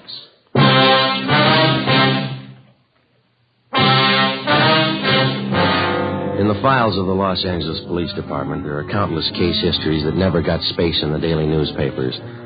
The case of Cliff Small, George Shum, Julius Carver, and Fred Malik was one of these.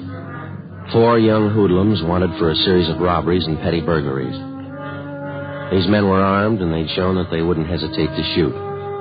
By comparison with the sensational crime headline, the news value of this story rated an inch of type on the 4th page of the 2nd section. Yet the line separating these 4 young thieves from banner headlines and back page space is much thinner than the average citizen realizes.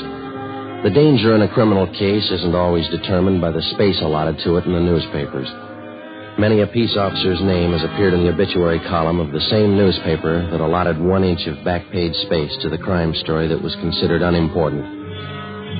I phoned the office and asked for 2 men to cover the stolen car. As soon as the replacements arrived, Frank O'Donnell and Tony Chavez left the stakeout on the stolen car and joined us at the hotel. It was 8:55 p.m. Well, when do they due back? Any idea? No, sir. I told these other officers. I did tell you, didn't I? Yeah, you said they were out for the evening. That's it. I knew I told you something. Was it you two? Or was it you two? It was this fella and I. Oh, yeah. I don't remember things I say so good, but I know faces, things. Are you the manager here? Oh, no. This place belongs to Claude. Claude who? Tinney. Then you're in charge now. Only when Claude's not around. This is one of his places. Where are we going to stake out, Joe? Not enough room to turn around in this lobby. That's what I've been telling Claude. Claude Tinney. This is one of his places. Yeah, maybe you better leave that bottle alone till we get this straightened out, huh? Oh, no. I don't hit it heavy anymore. Just a little nip now and again. Drafty in here. Any idea where we can wait for these fellas and keep an eye on the lobby? No, not enough room in this lobby to turn around in. I've said that to Claude. Yeah, we know. Hey, clerk, where does this door lead to? No, don't go in there. There's a light in here? I save old bottles. Ragman gives me a penny each for them. Is that a storage room? What's that? That room over there. Oh, that's the linen room. We keep all the linen there. That's about the only place there is, Joe. If we want to wait out in the car. All right, we'll wait in there. There's a couple of chairs in there. I'll send the boys back when they come in. Be better if you tell them nothing. How are they going to know you're here? We'll tell them. You just don't say anything. All right, sir. Now then, if I can just have your names, I'll see that the boys get the message. Now, look, mister. You just sit there and read your magazine. Don't say anything. You got that? Okay. That's the way you want it. Come on, let's go.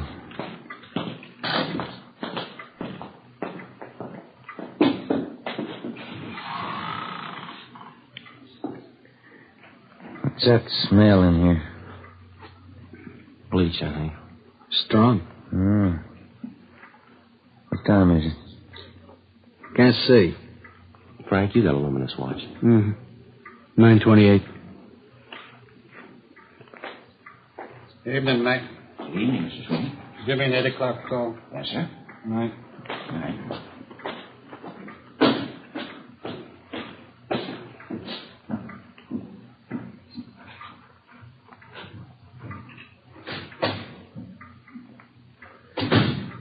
That smell's giving me a headache.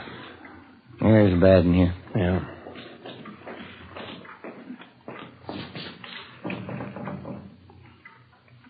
Is there anything I can get you, gentlemen? No, you just stay at the desk, will you, please? Say, Claude Tinney's his name. He's the manager. Remember you asked me about that? Yeah, we know. What do you want him for?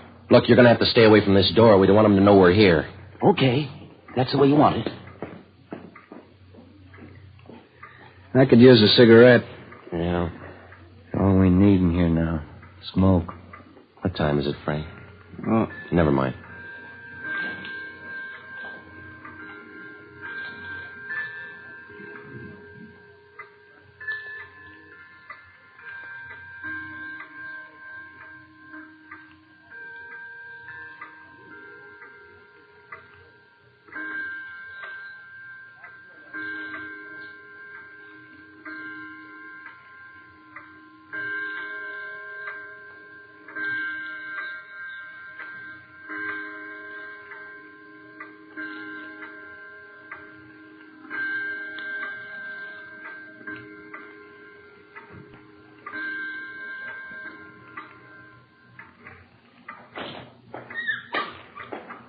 That's it.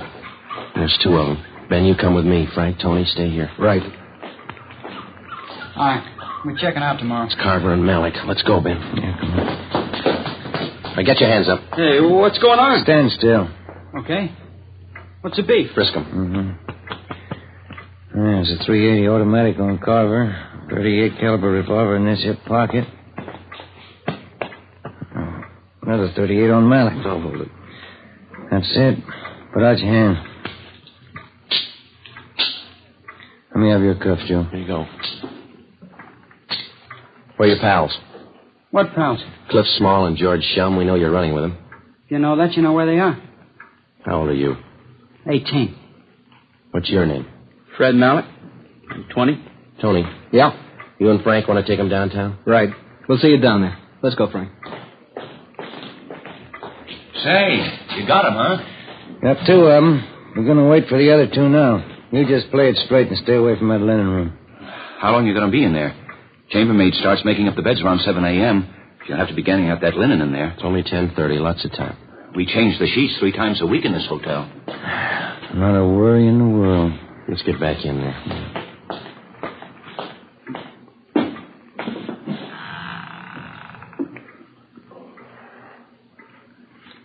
I know what that smell is in here. Lysol. Yeah. Oh, I forgot about that pup. That'll be the tip-off. I'll go get him. All right, come on, little fella. Here we go. Come on, boy.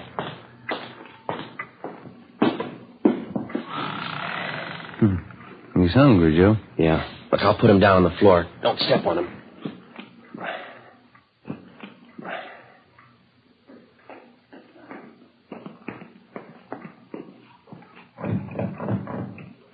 Yeah, what do you want? Are you going to wait for the other two boys? Yeah, will you get away from the door? Say, I want to help you all I can. Yeah. That fuzzy little pup of theirs, he's running all around the lobby. Yeah, we've got him in here. Yeah, you better go out there and get him. He's barking. It'll tip him off. Yeah, all right. Now go on back to the desk. All right, then you stay in here. I'll see if I can catch him. He comes around here again, he'll have to wait in here. Can you see your watch? Hmm? Must be around 11. Yeah, must be.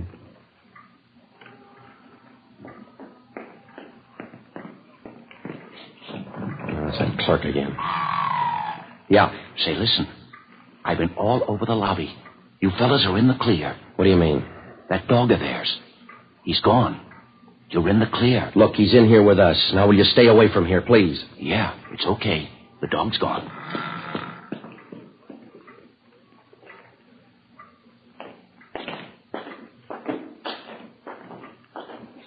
Hey, Pop, give me the key for room 22. Yes, sir. That's their room. Come on. Get your hands up. Watch him, Joe. Wait a minute, you. You hold it. Get your hands Come off on, me. get your hands up. Oh, you didn't have to slap me. You didn't have to pull that gun. All right, now over here. Stand still. 38 revolver on this one. Here it is, 45 Colt.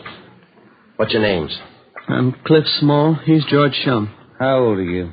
19. Cops? We weren't. You'd be in a lot more trouble than you are. That's all of them. Yeah. Now let's feed that pup. 12:15 a.m. We took the prisoners down to the city hall to the interrogation room. Tony Chavez and Frank O'Donnell were there with the other two, Carver and Malik. While Ben helped question the suspects and made out the necessary reports, I went across the street to the Federal Cafe. I picked up 2 10-cent bottles of milk and a few slices of bread. Look at him go. He was hungry. Yeah. How'd you come out? Well, I got it all here. Let's see. 4 stolen cars, 8 known robberies in San Francisco they copped out to. 3 jobs in Portland they admitted. You remember that Bakersfield liquor store holdup about 4 weeks ago? A Watson job? They pull that? Yeah, probably a lot more. They haven't told us all of it yet. Got out an APB. We'll probably get a lot more wants on them. Well, that's it. None of them are even old enough to vote yet, but they've committed practically every crime in the book. Just one thing more left to work out. What do we do with the pup? How about the SPCA? They'll find a home for him. No, not this little guy. Why don't you take him, Tony? You got kids. You got a deal. Aquí, perito. Tu madre era colic, pero de hoy en adelante eres perro policía. Translation. Your mother was a collie, but from now on you're a police dog.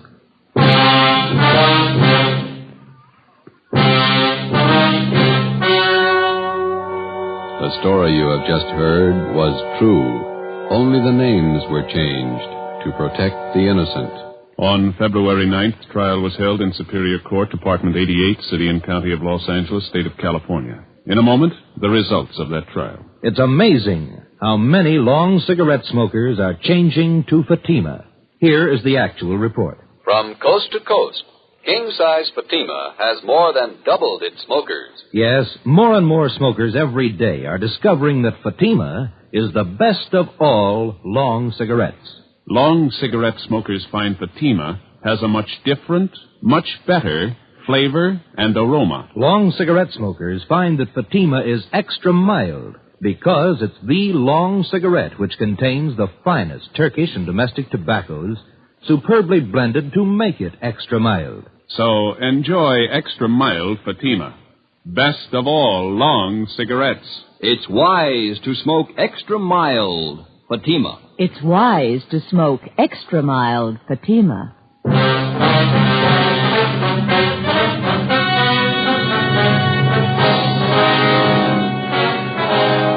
Clifford Small, George Shum, Julius Carver, and Fred Malik were released to San Francisco authorities where they were tried and convicted on 8 counts of robbery in the first degree.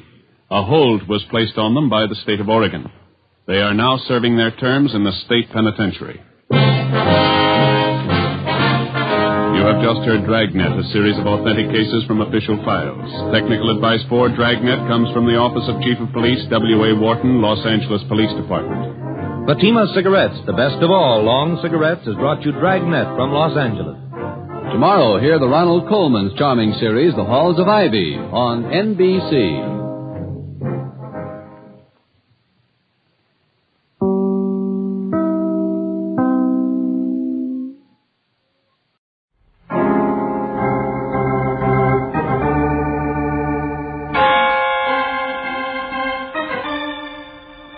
My name's Regan. I work for Anthony J. Lyon, International Detective Bureau. They call me the Lion's Eye.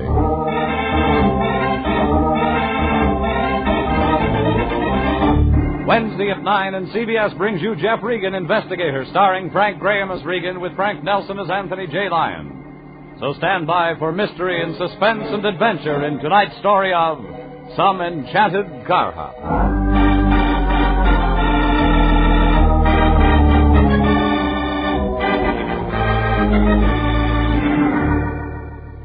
It was just an ordinary drive-in hamburger joint on Vermont off Sunset but they called it Hamburger Heaven. And just to carry out the idea, they'd hired 6 angels to wait on cars. 3 blondes, a redhead, and 2 brunettes. I was lucky. I drew the redhead. Only she didn't serve up what I ordered. All she brought me was trouble. The whole thing started when there were only 8 more shopping days until Christmas. I fought my way through the necktie and sock set, and by the time I reached the office, I was ready to start celebrating New Year's. But my boss, the Lion, had other ideas. When I walked in, all 280 pounds of him was up on an office stool. He was tacking a dried-up sprig of mistletoe over the door. Jeffrey, my boy, come in. The festive season is at hand. How's that again? I said the festive season is at hand. I'm filled overflowing with the Yuletide spirit. Yeah? Well, you better take those nails out of your teeth before you spring a leak. Oh, yes. Yeah, guess you're right, my boy. I got carried away. Yeah, sure. You and Tiny Tim. We're expecting women clients? Women clients? Oh, you mean the mistletoe? Well, Jeffrey, you never can tell when a sweet young thing might accidentally happen in. Stop drooling, Fatso. You dropped out of a mistletoe set 50 pounds ago. Well, maybe so. But I still believe in Santa Claus. Now, where was I? You were up on the stool with berries in your hair. No, I mean about the new client. What have I told you so far? That the festive season is at hand? Huh? Oh, then I haven't told you about our new client. His name is Ward Hamilton, Jeffrey. He was in just a few minutes ago. Fine figure of a man. Well-dressed, distinguished, and prosperous. That explains the Christmas spirit. How much? Jeffrey, the Christmas spirit cannot be measured in terms of money. This is the time of goodwill toward men of unselfish devotion. Sure. How much unselfish devotion did he buy? $50 worth. It's something about his niece or daughter or some friend or something. What about them? Well, it seems this girl's been receiving packages, flowers, candy, that sort of thing. Well, what's so mysterious about that? Doesn't she know it's Christmas? Well, for some reason or other, Ward Hamilton says she's worried about them. He'll tell you all about it when you see him. The address is on the desk. It's out on Iredell Road in North Hollywood. So I find the Santa Claus that's been sending the packages. Say, that's right. This case does fit right in with the season, doesn't it? Sure. And Merry Christmas to you, too, Fatso.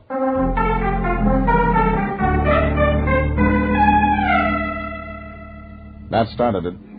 I hopped in my sleigh and headed my reindeer out over Cahuenga Pass. Iredell Road was twin rows of California bungalows with Christmas decorations strung out in front. All except one house. It was the address Lion had given me. Redwood front on the usual cream-colored stucco. White ranch-type fence, swimming pool in the backyard. No Christmas anywhere.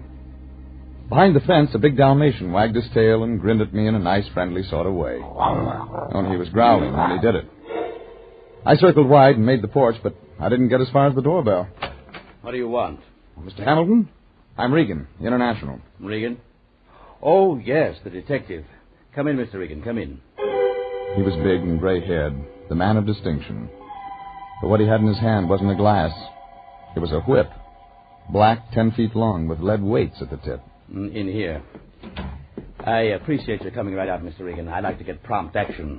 Is that what you used that for? Well, the whip. No, just a hobby of mine.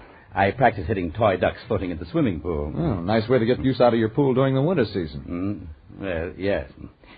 Never mind that. Sit down, Mr. Regan. I want to tell you about Mary. That's the niece. Niece? No relation. I'm a close friend of her family's. Her parents died several years ago. There was no one else, so I've tried to take over the reins and help the girl along. It hasn't been easy. She isn't broken to harness. It's a nice metaphor, but it doesn't fit. Not at all. Mary Winter is a strange girl. Very strange. She's the shy, retiring type. Ah, I see. The detective training. You're thinking ahead, assuming that she's not attractive to men. Nothing could be further from the truth. She's a lovely girl. Very lovely. Auburn hair, green eyes, fine, firm, youthful figure. Desirable is the word, Mr. Regan. Desirable. You understand what I mean? You make it pretty clear. So, that brings us to the anonymous packages. For almost 6 weeks, someone has been sending Mary gifts. Almost every day. Flowers, candy, novelties, that sort of thing. No name, No indication where they come from. Mary has no idea either? No. But she's reacted to them badly. They're making her nervous, upset. There's something I can't afford to have happen. Come again? Mr. Regan, I can observe that there's little use in trying to keep anything back from you. My interest in the package matter is because of money. Now the story begins to make sense. Mary is strange. Perhaps I should have said peculiar. Her aversion to men is almost, well, I've been sending her to a Mr. Farthing, a human relations counselor. A psychologist? Something like that. And it costs money? Yes, it costs money. The more delay in cure, the more it costs. Frankly, Mr. Regan, I'm tired of the obligation. She work? Yes. She works at one of those drive-in stands, Carhop. Something wrong with that? The place is called Hamburger Heaven, Mr. Regan. And you want me to find the guy who sends the packages so he'll marry her, or so you can get rid of him? It works the same either way. You'll take the job, Mr. Regan? Sure. I'll find your guy. Maybe he'll look good under your Christmas tree.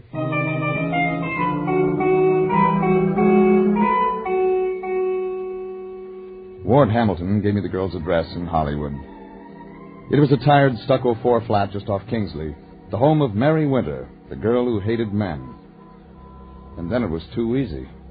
Standing out front near the curb was a little man in a trench coat. He carried an umbrella over his arm, and he paced up and down, watching the apartment. That was too good a bet to pass up.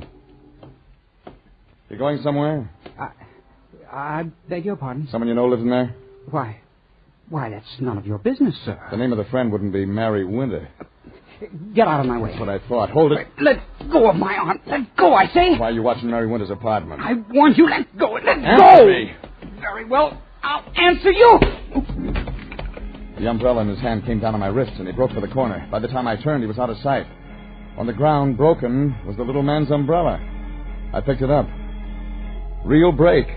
Name engraved on the handle. In nice big gold letters, it said, Smith. I headed for Mary Winter's apartment.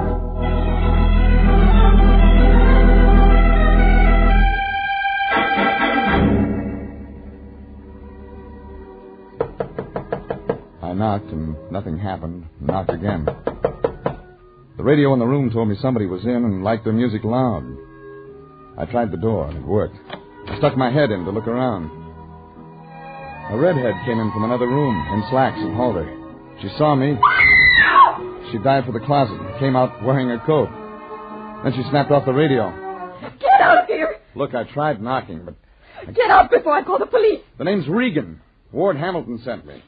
You're lying. You're trying to trick me. Phone him. He'll tell you.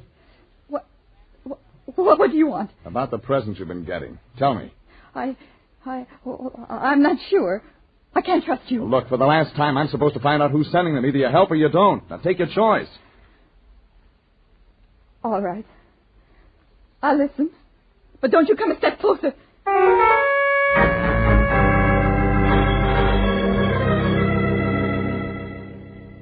I sat down. One corner of the room. Redhead, other corner. She was tall, graceful, beautiful. Everything a guy could want. Except for the look in her eyes. Scared, hunted. I waited for her to start it. They began several weeks ago. The presents. I don't know who is sending them or why, but Any card? Identification? No, nothing. You sure? You think I'd accept gifts from a stranger? Take it easy. Nobody said that. What did Farthing tell you? Farthing? The human relations counselor you go to. Oh, you know about that? Yeah, I know about that. What did he say? That I shouldn't worry. That I should find out. That all? Oh, you don't understand. You're like all of them. Get out of here. One question. Do you know a little guy about 30 carries an umbrella, wears a trench coat, shy? No. Are you sure? Think. A little guy. No, I don't know him. I've never met him in my life. Get out! I left the redhead sobbing softly to herself. Maybe a lot of flowers and candy would be kind of nice to a lot of people during Christmas, but not to Mary Winter. She was mixed up, inside and out. I headed back to my car, and then I was mixed up. It had looked easy until I got to my car. That's when I got complications. A big complication. Fat, 40, with a gun. Get in, Shamus. Now what? Your choice, Shamus. Like what? The winter dame, Your property? Not my type. Belong to the boss? Question, Shummers, Beat it, will you? I'm not through with you. Okay, get through. Stay away from Mary Winter or you get trouble. Real bad trouble. Any questions now, Shummers? Yeah. Who pays you? You shouldn't have asked that question.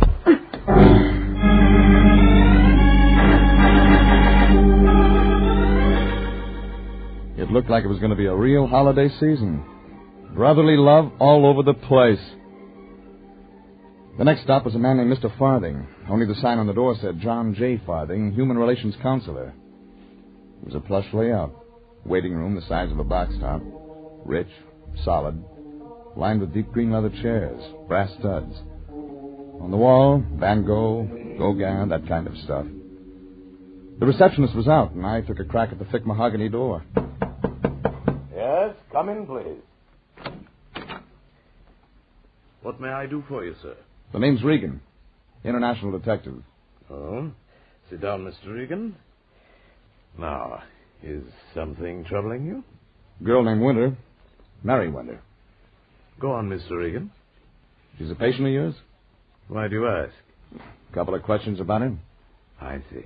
Since you know her background, I thought you could fill me in on a few things. I said... I heard you, Mr. Regan. Well? Perhaps, sir, you're aware of the nature of my work. Since I assume you're an intelligent man, I don't believe it's necessary to be much more explicit than that. Try it for size. Very well. Cigarette, Mr. Regan? Thanks. There is in existence a code of ethics. Some practitioners call it the Hippocratic Oath. I'm not a doctor, as you know, yet I, too, Mr. Regan, have a moral code. I'm listening. Nothing in my code, either morally, ethically, or in any other way, allows me to discuss the affairs of my patients. Is that clear? Yeah. That's clear. I'm sorry I can't assist you in whatever it is you're trying to do, Mr. Regan. I'd like to help, but as you see, my hands are tied. That makes two of us. Thanks. Thanks a lot.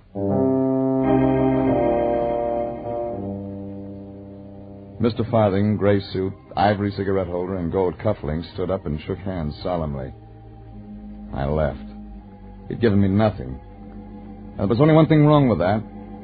Mr. Farthing was right.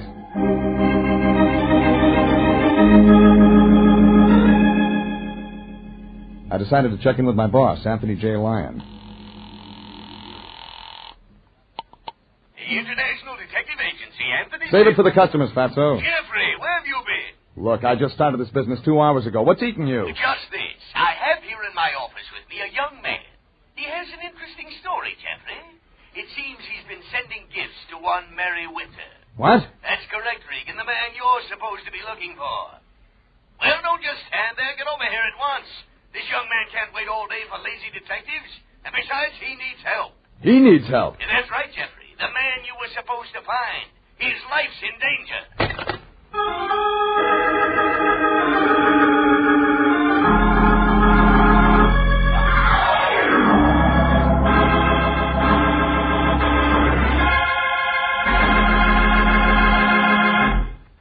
This is CBS, and you're listening to Jeff Regan, Investigator, and tonight's adventure, Some Enchanted Carhop.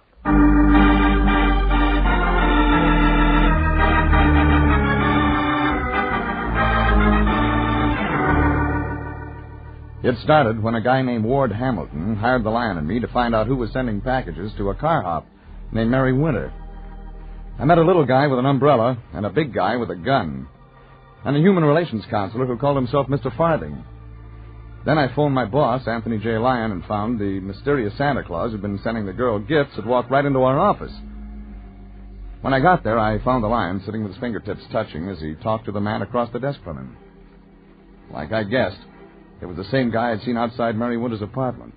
The little guy, 30, trench coat, and nervous. Jeffrey, come in. I want you to meet our new client, Mr. Smith. Mr. Ernest Smith. He's in trouble. Well, if he isn't, he should be. Jeffrey, what on earth do you mean? I found your Mr. Smith outside the girl's apartment. He wasn't looking for frost on those windows. Oh, no, Mr. Regan. That's... What Mr. Smith is trying to say, Jeffrey, is that that's not true. Mr. Smith is in real trouble. You sell it to him? Jeffrey, how can you say such a thing? Mr. Smith feels his life is in danger, hence he has retained us to act in his behalf. That's true, Mr. Regan. I'll admit I sent the gifts to Miss Winter. I didn't realize, I didn't know... Get to the point. Now I'm afraid. Since I saw you this afternoon, someone's following me. Fat guy, big coat. Yes. I came here for help. Someone doesn't like my sending the gifts. Well, that's real bright. Well, you can start with Mary Winter. She doesn't like them, Mr. Regan? Then there's a guy named Hamilton. She's married? We call him a guardian, family friend. Oh. Finish your story. I like Miss Winter. I wanted to do something for her. So you've been sending her anonymous presents for almost 6 weeks. Isn't that carrying the Christmas spirit too far? Well, I like her. That's not abnormal, is it, Mr. Regan? Yeah, of course not, Mr. Smith. You keep out of this, Fatso. Yeah, but, Jeffrey, our client... We got another client named Hamilton, remember? Besides, you haven't met the girl. Neither have I. What? I've never met Mary Winter. Is that abnormal, Mr. Regan? Oh, dear. Dear, perhaps I'm sicker than Mr. Farthing told me. Say that again? Mr. Farthing, my human relations counselor, he takes care of me. Oh, wait a minute. Maybe this is going to add up. You've never met Mary Winter? No. No, but you've seen her. You've seen her in the waiting room of Farthing's office. Why, Mr. Regan, how on earth did you guess? That's exactly it. She was reading a copy of Reader's Digest, and I was reading an old National Geographic. It was a fall Never day. mind. Well, Lion, I think that wraps that up. Jeffrey, what do you mean? Mary Winter is afraid of unknown guy sending packages. Unknown guy turns out to be Smith. Take Smith to Mary, show her he's harmless. Collect our fee. But, Jeffrey, what about Mr. Smith? What about the man who's following him? Maybe he just imagined it. Come on, Smith. We're going to visit a redhead.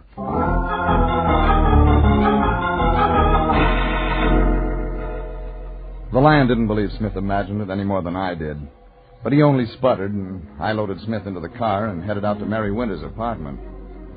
It looked simple, then, like a glass of mild eggnog. What I didn't know was that somebody had slipped me a zombie. It was turning dark when we pulled up in front of the place. Smith stayed at my heels like a sheepdog. I knocked. This time she opened the door.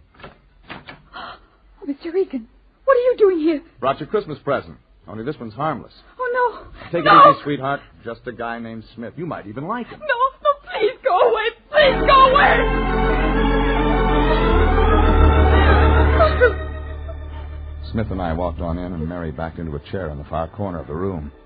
She and Smith looked at each other and didn't say anything, so I waited for the sparks to die out of her eyes. But they didn't. There was something else on her mind. This is the man who sent the packages. You guessed it. Smith, Mary Winter. Mary Winter, Smith. Get him out of here. Huh? I said get him out of here before he kills me. Oh, no. Sit down. Now, just a minute, lady. He won't hurt anybody. Just take it easy, will you? Just take quiet. That's what you're Oh, no, I Now, didn't listen, hurt sweetheart. Wait a minute. It's Christmas. You've heard of that, I think, haven't you? People send presents to each other because it makes them feel good. Now, Smith sent you presents for the same reason. He's going to kill me. You're like he is, trying to trap me. Oh, that does it. All right. Look at this. What, a card? It came in a box of flowers. Was delivered here to my apartment tonight. Each man kills the thing he loves. Well, Regan, try and explain that. Try and Shut prove up. Did you send this, Smith? No, Mr. Regan. I didn't send it. I sent flowers and candy and nice things. Mr. Regan, at the window!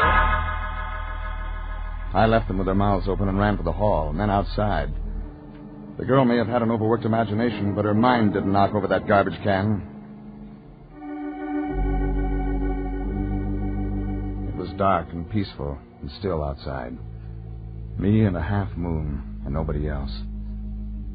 And then I saw him, thick-set, crouched, moving away from the window. I dove after him. We went down together as his hand came out of his pocket. The heavy gray .45 got itself in my direction, and I grabbed at the wrist behind him. The gun fell into the rose bush, but he got to his feet. I warned you once, Shamus. Stay away from that girl. Who said so? Never mind that now.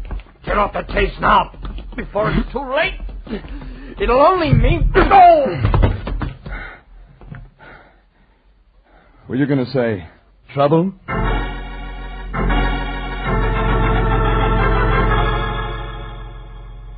The big guy was 200 pounds of unconscious as I bent over him. A heavy camel hair coat was wrapped around him. The same guy I'd seen before. I unbuttoned the coat figuring some identification might help, only when it came open, I didn't need any more. He was wearing a tailored starched jacket. It wasn't the kind you see every day. It was white. That gave me the lead I needed, and I headed fast for my car. 10 minutes later, I stopped at the drugstore on my way out to the valley. I phoned the Lion and told him to check on Farthing. Then I headed the car out Cahuenga. The pass was crowded with home-from-work traffic. It took me 25 minutes to make Iredell Road and the home of Ward Hamilton. This time the Dalmatian was out for the night. But Ward Hamilton wasn't. He opened the door. Well, Mr. Regan, come in. You work late. Our time clock's out of order. Oh, perhaps you'd like one for Christmas. No, thanks. Wouldn't fit in my sock. Well, Mr. Regan, I take it by this visit that you have good news for me. Call it that. You know who's been sending the girl those gifts? A guy named Smith. How's that again? Smith, Ernest Smith. His birth certificate says. I'm afraid I've never heard of him, Mr. Regan. He saw Mary in the waiting room of Farthing's office. Never met her. Shy little guy. Well, now isn't that something? Well, I must say, Mr. Regan, you did a remarkably fast job. There's something else you ought to know, Hamilton. Chances are Farthing's a phony. Mr. Farthing? Looks like. Why, it seems absurd. Just thought I'd let you know. Want me to go on with the case? What do you mean, Mr. Regan? I found your guy, Smith. That's what you hired me for. And when I get to Farthing, he'll sing like a prima donna. Sing? Talk. Well, then keep going. Okay, Hamilton. It's your money. It's your life, Mr. Regan. Be careful.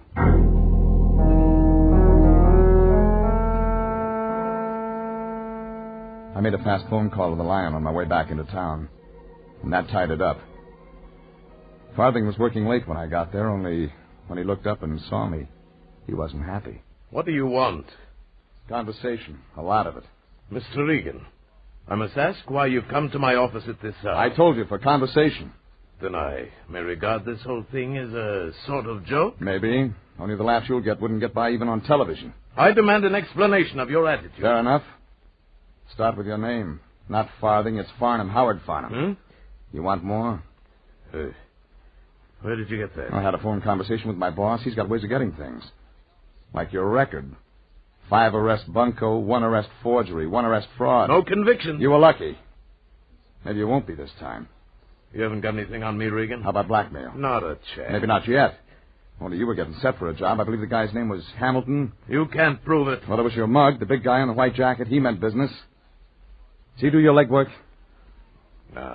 Listen, Regan, you can't pin blackmail on me. Sure, maybe I had ideas, but I don't claim I'm a doctor. I don't hand out any pills. Just advice, Regan. That's all. Just advice. That's too bad. You know, there are a lot of people that take phonies like you seriously, Farnham. A lot of people that could use advice. Real advice. Mine's real. They say, should I marry him? And I say yes or no, depending... On how much there is in it for you. What do you want from me, Regan? Who paid you to put the B on Mary Winter? Never mind, Farthing. You won't have to answer that. Come on in, Hamilton. I've been waiting for you. You're bragging, Mr. Regan. It made sense if I could get you to join Farthing and me. You might have something to say. You're showing up. Check my story. What story? Like this. Man named Hamilton's supposed to look out for a young redhead named Mary Winter. Only Hamilton takes one look at this number, and suddenly he's not fatherly anymore. He decides to move in for himself. The third. Is it? You convinced the girl she couldn't trust any man in the world but you. Should have been the other way around. You're the one she couldn't trust. Isn't that right, Farthing? Leave me out of this, Regan. I run a legitimate business. Leave you out? Well, that wouldn't be fair. You were the guy Hamilton came to with money. He paid you to tell Mary Winter who was the man for her. Am I right, Farthing? You're lying, Regan. No, I'm not. Everything worked fine until along came a nice, shy little guy with an umbrella, Mr. Smith. Met Mary in Farthing's waiting room, starting sending her presents. You know, that must have really stopped you, Hamilton, trying to figure out who was cutting in on your Romeo act. Regan, I've had enough out of you. I thought you were getting nosy. You hired me to find the guy, and I did. End of story. Except if anybody should happen to tell Mary Winter what kind of a guy you really are, Hamilton, you might suddenly find yourself out of a lifetime career. You'll never tell her, Regan. I'll see to that. Forget one item. For a last touch, you send Mary a threatening note. Really put the pressure on. You're washed up, Hamilton. This revolver says I'm not, Mr. Regan. Farthing, come over here, out of the way. We're going to take care of Mr. Regan. Self-defense, not a chance with Farthing's record. Am I right, Farnham? Do as I say, Farthing. Go ahead, Farnham, go ahead. Murder will look good on your list. I won't play ball, Hamilton. I told the girl what you wanted, but I'm not in this. It's your fight. I can make it yours. Don't try it. I am as good with this gun, gentlemen, as I am with a whip. Farnham, watch out. Farnham ducked as I hit Hamilton's wrist. The bullet buried itself in the desk top, and the gun hit the floor. I got the gun as Hamilton moved in fast. Only what he got for his trouble was the barrel across his head. Farnham crawled up to his chair, sat down, puffing. I let him catch his breath. When I waved the gun in his direction, he didn't mind phoning the police.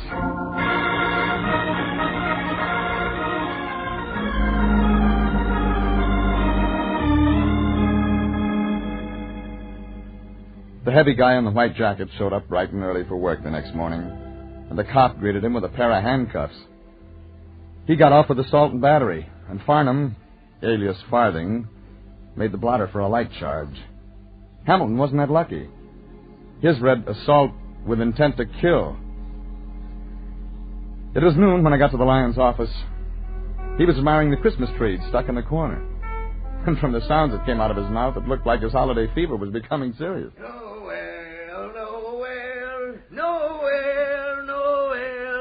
Born is the king of... Oh, hello, Jeffrey. They're looking for a replacement for Vaughn Monroe? Jeffrey, how unkind. It's the season for songs. Sunday is Christmas, my boy. And today is payday. So it is. Well, perhaps I could manage a small token, a sign of my gratitude. Thanks. Yeah, by the way, what about Mary Winter, the Carhop? How is the girl, Jeffrey? Oh, I left her with Smith last night when I went after Farthing's mug. Jeffrey, you didn't. Alone together?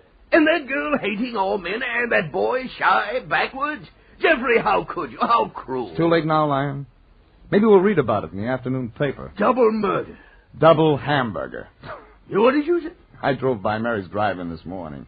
There was a car parked there. Jeffrey, you mean... Little guy behind the wheel. Trench coat, umbrella. He looked an awful lot like our boy Smith. Then you talked to them? For a minute. Oh, wonderful, wonderful. Tell me, Jeffrey, tell me. What did Mary say? She said, with or without onions. Merry Christmas, Lion. Merry Christmas, Jeffrey.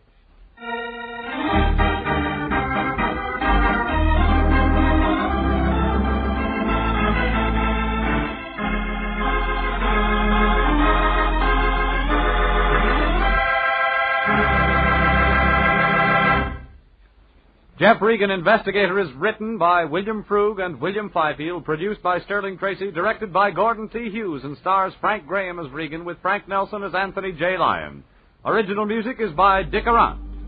Jeff Regan, Investigator, is heard each week at the same time over CBS. Bob Stevenson speaking and inviting you to be with us again next week at this same time for Jeff Regan, Investigator.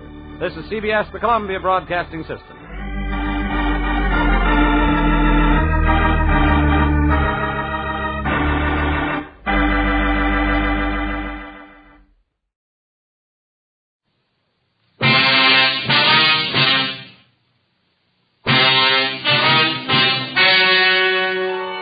The story you're about to hear is true. Only the names have been changed to protect the innocent. Fatima Cigarettes, best of all long cigarettes, brings you Dragnet.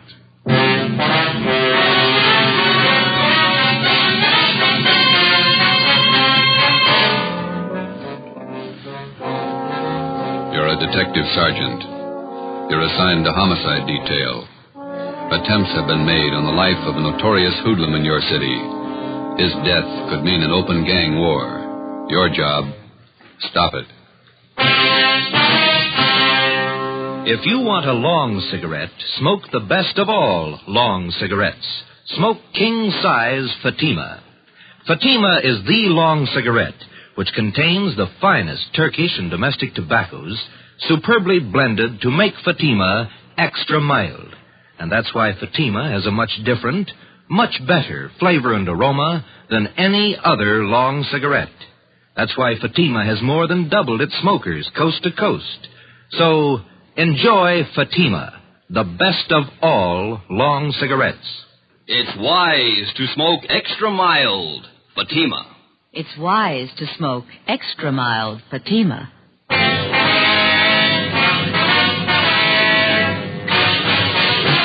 Dragnet, the documented drama of an actual crime.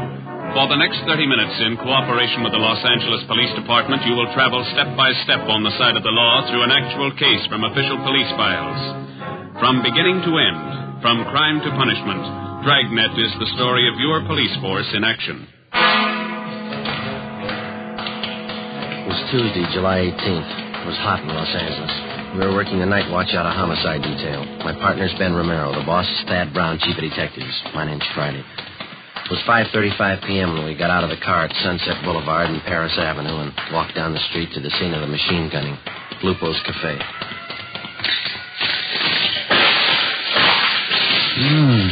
Look at that, Joe. Yeah. Lift out the whole front of the place. Yeah. Hi. Yes, sir. Romero and Friday, homicide. Oh, I'm Sheldon from Hollywood Division. Taylor and I picked up the call in our car. Nobody hurt. What's the story? Just a second. It's Captain Elliott. Hold it a minute, will you, Sheldon? Hi. Hi, Captain. Not much of it left. Sheldon here was in the cruiser car. He'll fill us in. All right. The intended victim was Gus Valentine. He's over there with Taylor, my partner. Yeah. Mm-hmm. According to Valentine, he stopped in the restaurant here for a drink. He was in there about 15 minutes, came out to hail a cab, and this car came around the corner. Down there, Sunset and Clayton. They whipped by close to the curb and opened up. Mm-hmm.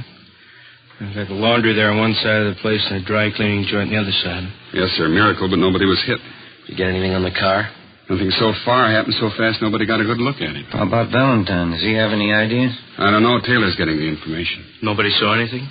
Any witnesses? Yes, sir. A couple. Newsboy Tim Benson, the lady in the dry cleaning place, Agnes Rebard. Mm-hmm. Neither of them got a license number. Okay. Like to talk to Valentine. Sheldon, keep the area clear, will you? Lab men are on their way out. Yes, sir. Come on.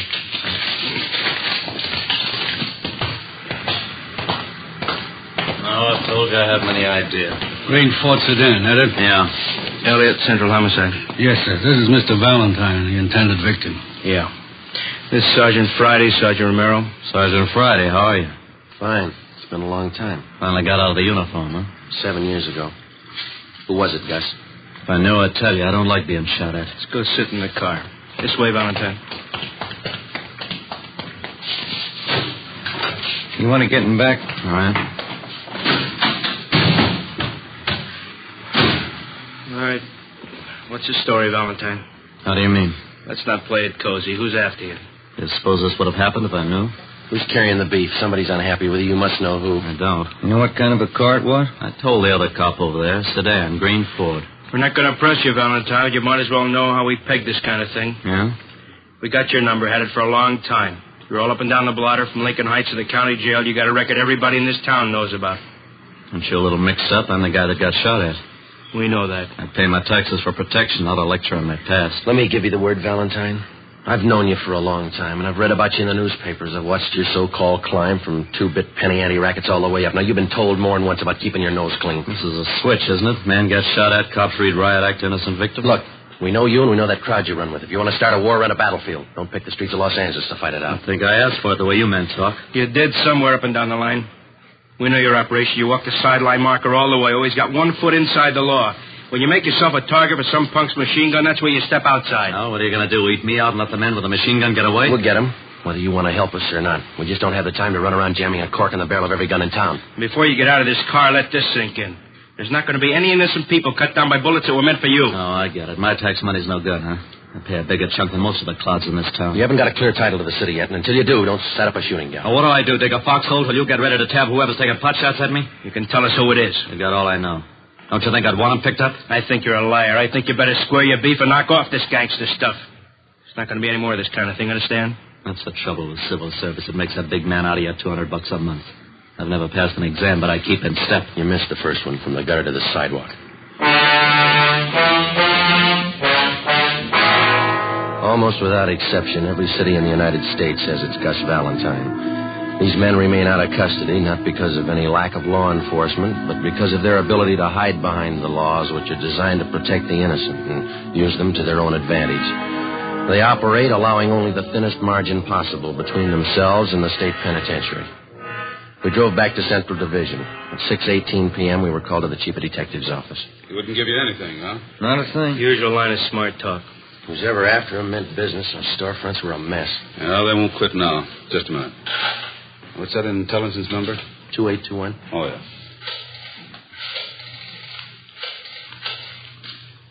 Miss Brown, Captain White gone home? No, ask him to come up to the office, will you, please? Thanks. If they do manage to tag Valentine, it could cause a pretty sour mess. He's got enough flunkies around to parlay it into a fair-sized shooting war. Seen him started on less.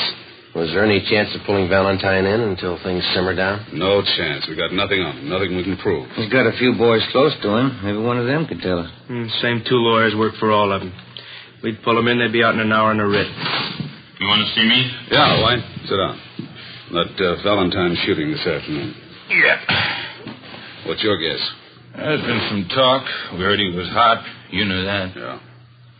The way we figured, he's getting too big for his pants. He's coming up fast. Stepped on a lot of toes on the way. Shouldn't be too tough to find out why. That's half of it. If we get that much, maybe we can find out who.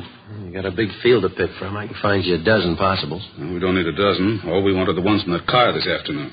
Who do you figure, Captain White? Well, I kind of go along with Joe. Like I said, I think maybe we'll be able to peg Y a little faster. And we can go from there. All right. Well, let's take what we know about the guy. Let's just take this past year. We know he's got more than a good share of the Mexican narcotics traffic.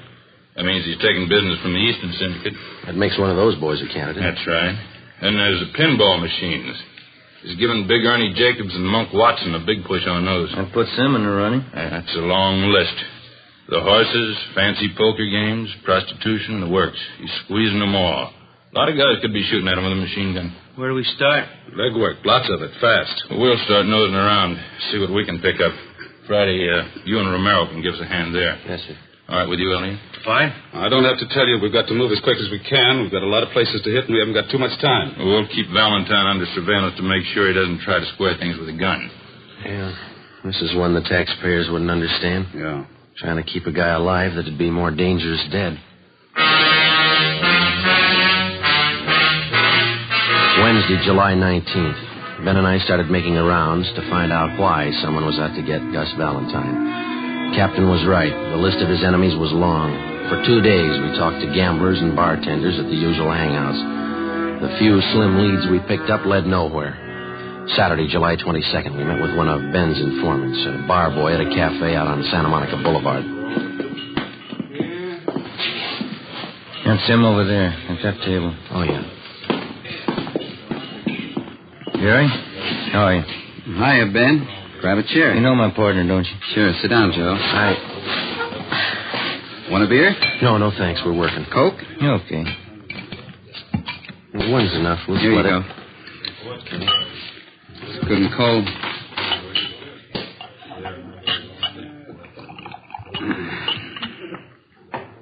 Doctor cut me down 1 beer a day. It's a spot on a hot day, don't it? Yeah. What about Valentine? What about him? You hear anything since I phoned you? A couple of things. Word's getting around he's a welcher. Horses? I don't know. Big money. Hasn't paid off yet. Who does he owe? I can give you the name of one of them. Sal Tapper. I don't know him. Meatpacking business, wholesaler. Got a big plant down at 54th and Commercial. Owns a little neighborhood bar. That's where he spends most of his time. Where's that? Gardena.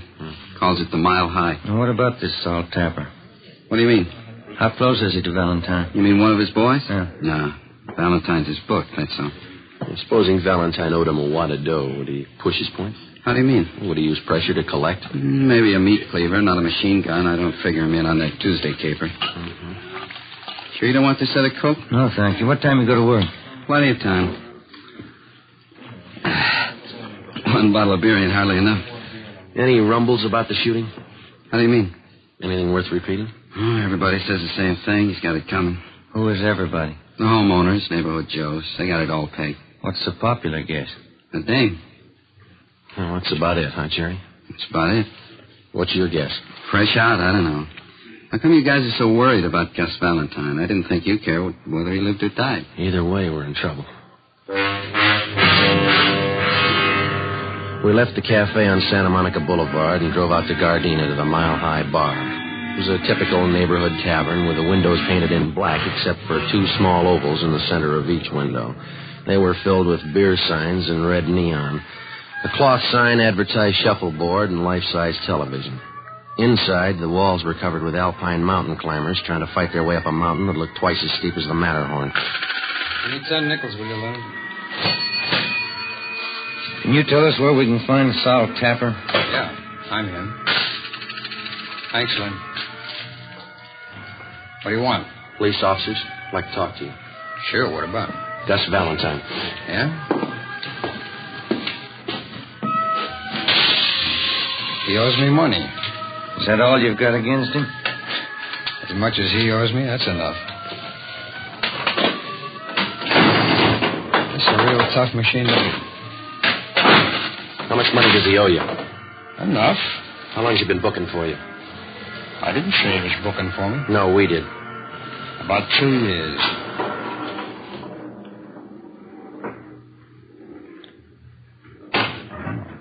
Come on. 4,000 on the first ball. I got to do better than that. Where were you Tuesday afternoon? At the packing house. Can you prove it? Would I say it if I couldn't prove it?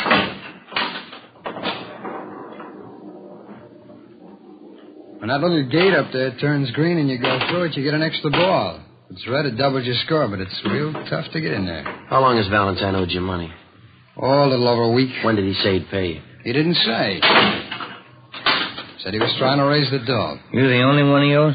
No.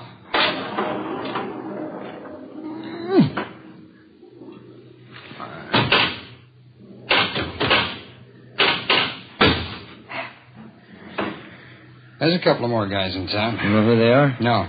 How do you know he owes somebody besides you? I heard. Did he say why he hasn't paid up?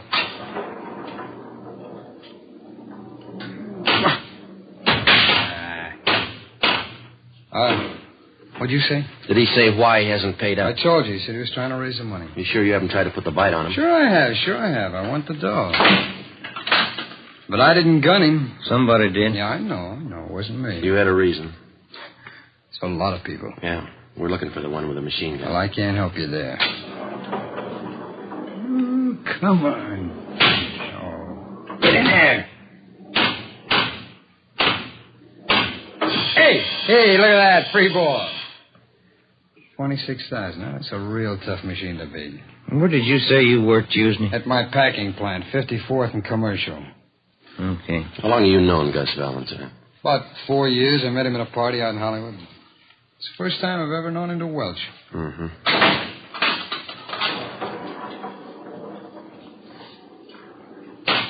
In there. Now. 27,000.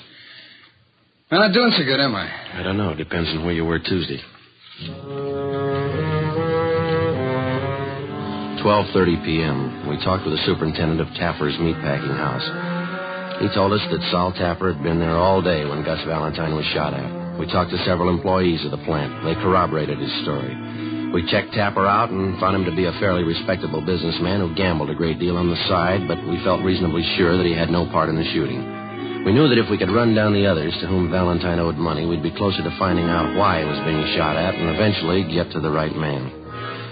1:45 p.m. Ben and I went upstairs to the 8th floor of the city hall, the lunchroom. We had a sandwich and coffee. Too close to dinner to have a piece of that pie, isn't it? Yeah, I'd say so. Hand me another napkin, will you? No. Here. Thank you. Think it'd do any good to talk to Valentine again? Maybe. I doubt it. He's not going to tell us anything. I figure we're on the right track. A lot of reasons why he might be a target, but this welching business, that's new to him. Could be. You Sergeant Friday? That's right. Telephone. Wait a minute. I'll go with you. I'm finished. No, you got the check. I'll get the tip. Oh, all right.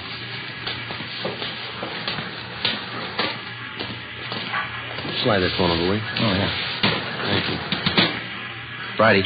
Elliot, come down to Chief Brown's office right away. Yes, sir. Let's go.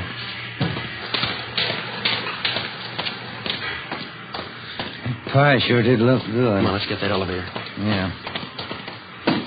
Hey, who called? The skipper. He wants us to go to Chief Brown's office. Temple Street floor, please. What's up? I don't know. You make the runs again tonight? Yeah, a couple of places we can hit in the south end of town. I called Charlie Flint's place this afternoon. Maybe he'll have something for us. Yeah, I hope so. Come on. Wish now I'd had that pie. I'm still hungry. I got a candy bar in my desk. You can have that. I can't eat those chewy bars inlays. Oh, it's some kind of a fudge bar. Oh, fine. Come in. Yes, sir. Get over to Georgia Street right away. Why? That's Valentine. They did it again. Yeah? This time they didn't miss.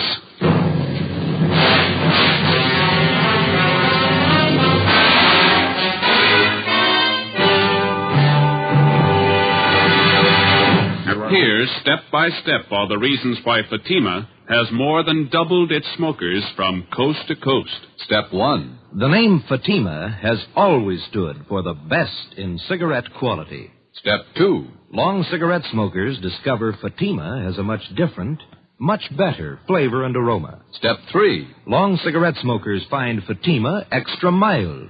Fatima is the long cigarette which contains the finest Turkish and domestic tobaccos superbly blended to make Fatima extra mild. And that's why more and more smokers every day agree it's wise to smoke extra mild Fatima.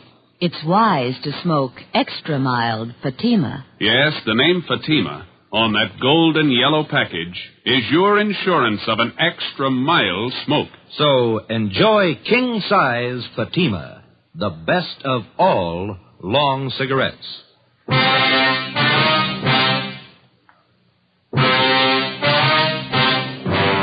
Saturday, July 22nd, 5:30 p.m. We drove to the Georgia Street Receiving Hospital and went up to the 3rd floor. We talked to the doctor in charge, who told us that 2 slugs had been taken from Gus Valentine's right leg and 1 from his right shoulder.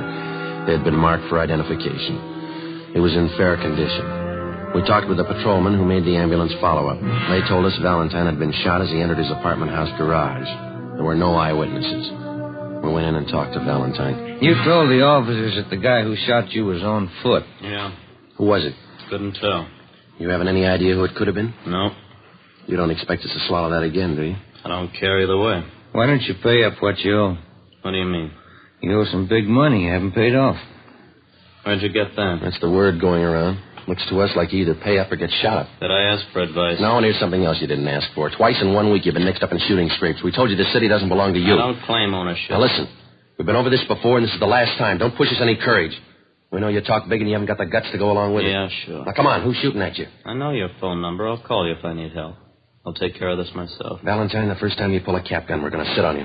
If there's any retaliating, we'll do it. I'm tired of sitting like a duck on a pond. Then tell us who's gunning for you. That's between me and them. I'll meet them when I'm ready. All right. We're through talking.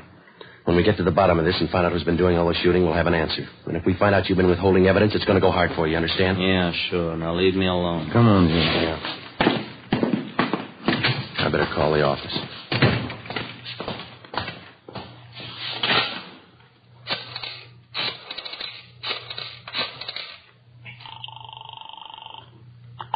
Homicide, Graham. Captain Elliott there? I'll see. Captain, will you take 2? Elliot, This is Friday, checking in on the Valentine thing. what's the story? Couldn't get anything out of him. He isn't hurt bad. Right leg and shoulder. All right. Here's something you can run down. Yeah? Got a tip from White in Intelligence. He's got a man out at Freddy's Fish and Chips on Slauson. Says a couple of guys in there blowing off about Valentine. Who are they? Billy Keel and Tony Farrar. They're not on Valentine's team. That's right. White's man says the party's getting rough out there. You, Romero, better follow up on it. Right? Another thing, if it looks like anything, you better bring him in for questioning. Okay. Check me when you get in. Right. Let's go. What is it? Keel and Farrar. Skipper wants us to pick him up and bring him in for questioning. What do they know about the shooting? They know enough to talk about it. 7 p.m. We located Freddy's Fish and Chips place on Slauson near Montgomery Street. A dozen or so tables at the back of the restaurant were already taken with the overflow lined up 2 deep at the bar. The man from Intelligence Detail was down at the far end of the steam table nursing a cheese sandwich. He motioned us over and pointed out Billy Keel and Tony Farrar.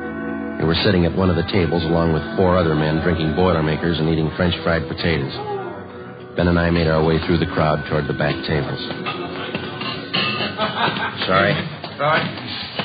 Pardon me. Can I get through here, please? All right. So it figures. Done it? You, Billy Keel? That's right. Which one's Tony Farrar? He's getting a beer. What do you want? Police officers want to talk to you and Farrar downtown. What's the matter? I'd like to ask you a few questions. You want to get your hat? You got any questions, you can ask them here. Hey, Vic, how about buying around? Come on, Keel, let's go. I got nothing to tell you now. Let me alone. There's 2 ways to go downtown, the hard way and the easy way. Let's take the easy way. All right. This way. Okay. Doc, Joe!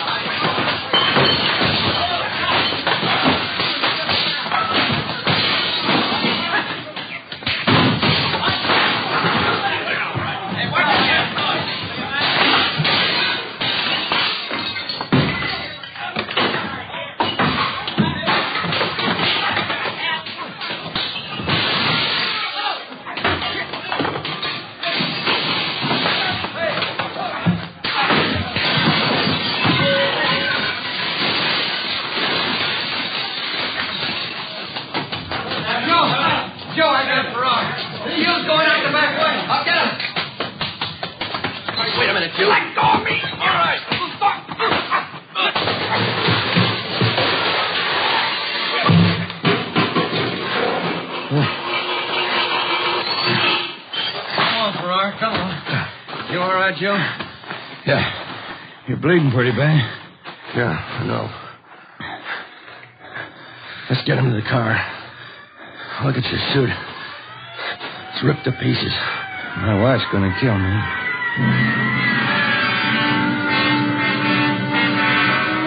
One of the officers in the ambulance follow-up drove our car back to the city hall. Tony Farrar and Billy Keel were taken to Georgia Street Receiving Hospital for emergency treatment. We went in the same ambulance. Ben had a broken index finger, a 2-inch cut in his scalp, and a deep gash in his right thigh. I had 5 stitches taken in my upper right arm and 3 above my left eye. My right eye was swollen shut. The man from intelligence detail was taken to the P&F ward to be treated for a minor concussion. It was 9:15 p.m. when we got back to the city hall, the interrogation room. How about it, Keel? What? What do you know about the Valentine shooting? I don't know anything about it. You're worried? About what? You tell us. You started that fight out there. I didn't see any reason to go downtown. Does Valentine owe you any money? No. You've been talking a lot. Any law against that?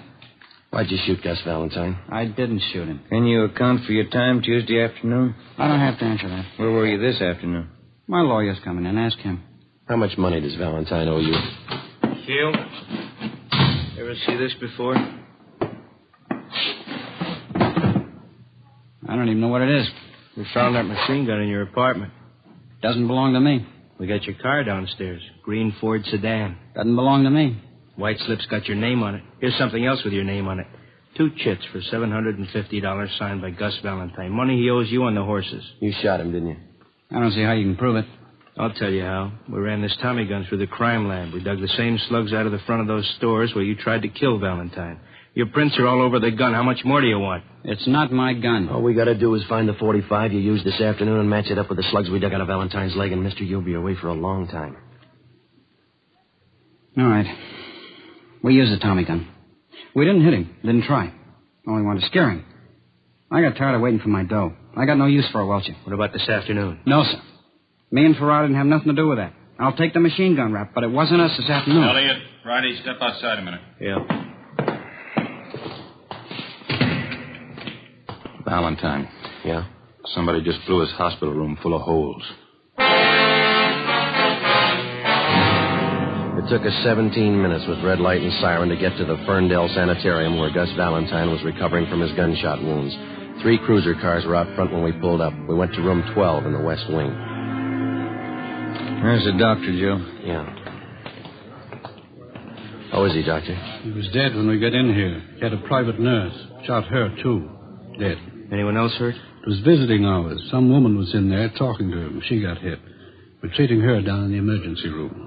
Appreciate it, Doctor, if you keep your staff out of the room here until we finish our investigation. Yes, sir. Thank you. Let's have a look inside. Mm-hmm.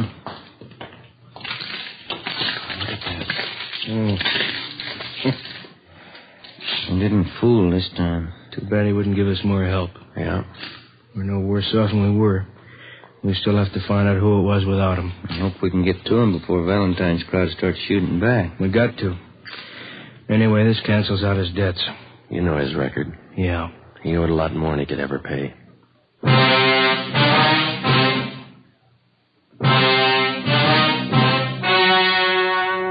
The story you have just heard was true. Only the names were changed to protect the innocent. On October 26th, trial was held in Superior Court, Department 97, City and County of Los Angeles, State of California. In a moment, the results of that trial. It's amazing how many long cigarette smokers are changing to Fatima. Here is the actual report. From coast to coast, king-size Fatima has more than doubled its smokers. Yes, more and more smokers every day are discovering that Fatima is the best of all long cigarettes. Long cigarette smokers find Fatima has a much different, much better flavor and aroma. Long cigarette smokers find that Fatima is extra mild because it's the long cigarette which contains the finest Turkish and domestic tobaccos superbly blended to make it extra mild. So enjoy extra mild Fatima. Best of all long cigarettes. It's wise to smoke extra mild Fatima. It's wise to smoke extra mild Fatima.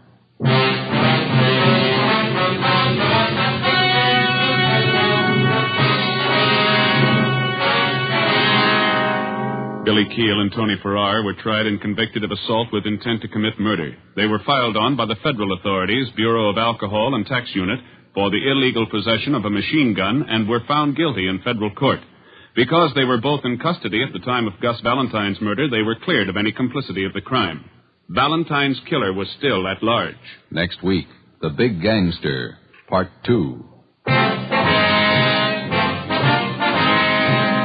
You have just heard Dragnet, authentic cases from official files. Technical advice for Dragnet comes from the Office of Chief of Police W.A. Wharton, Los Angeles Police Department. Today, the American Red Cross is carrying on a campaign to finance one of the greatest programs in peacetime history. Give now to the Red Cross. Fatima Cigarettes, the best of all long cigarettes, has brought you Dragnet, portions transcribed from Los Angeles. Tomorrow, hear the Halls of Ivy on NBC.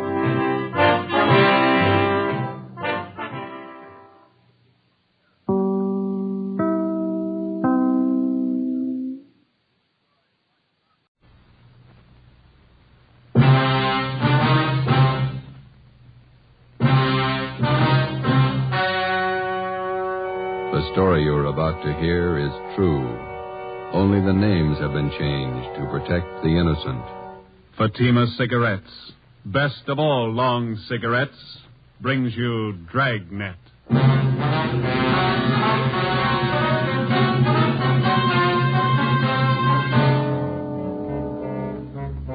You're a detective sergeant. You're assigned to homicide detail. A notorious hoodlum in your city has been shot to death. A gang war is threatened if his followers seek revenge. Your job, find the killers. If you want a long cigarette, smoke the best of all long cigarettes. Smoke king-size Fatima.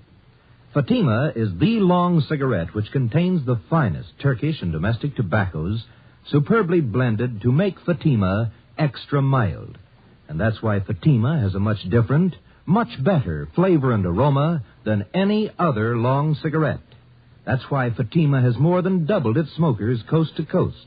So, enjoy Fatima, the best of all long cigarettes. It's wise to smoke extra mild Fatima. It's wise to smoke extra mild Fatima.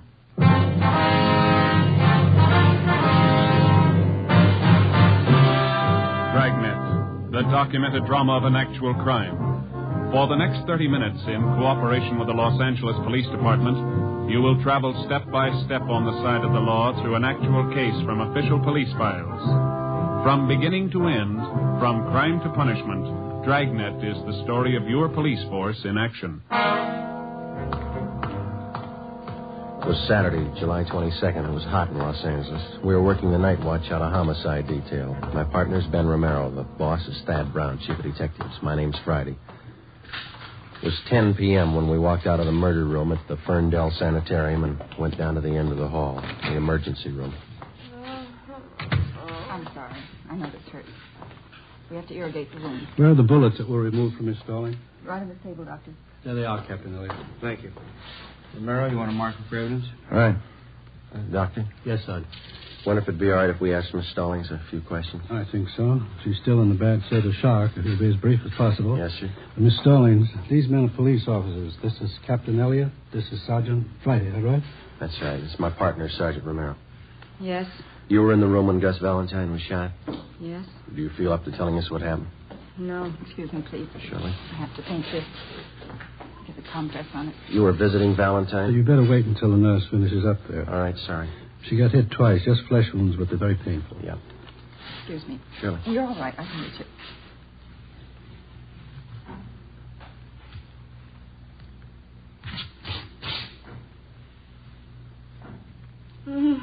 Yes. All right. You were in the room when Valentine was shot? Yes, I saw it. Did you get a look at the men that did the shooting? I don't remember. Could you describe them? I don't know. You sure you're feeling up to talking now? I don't know. You any idea who the men were? No. Maybe we can talk to you later. I don't care what you do. I don't care what you do. You hear me? You hear me? Nervous shock. I'm sorry. We didn't mean to upset her. You didn't. Thought maybe she might be able to help you a little, but I guess not. Better make it sometime tomorrow morning. She'll be all right then. Okay, thanks. I don't know if I saw him. I don't know if I saw him. How should I know if I saw him? How should I know? Let's go.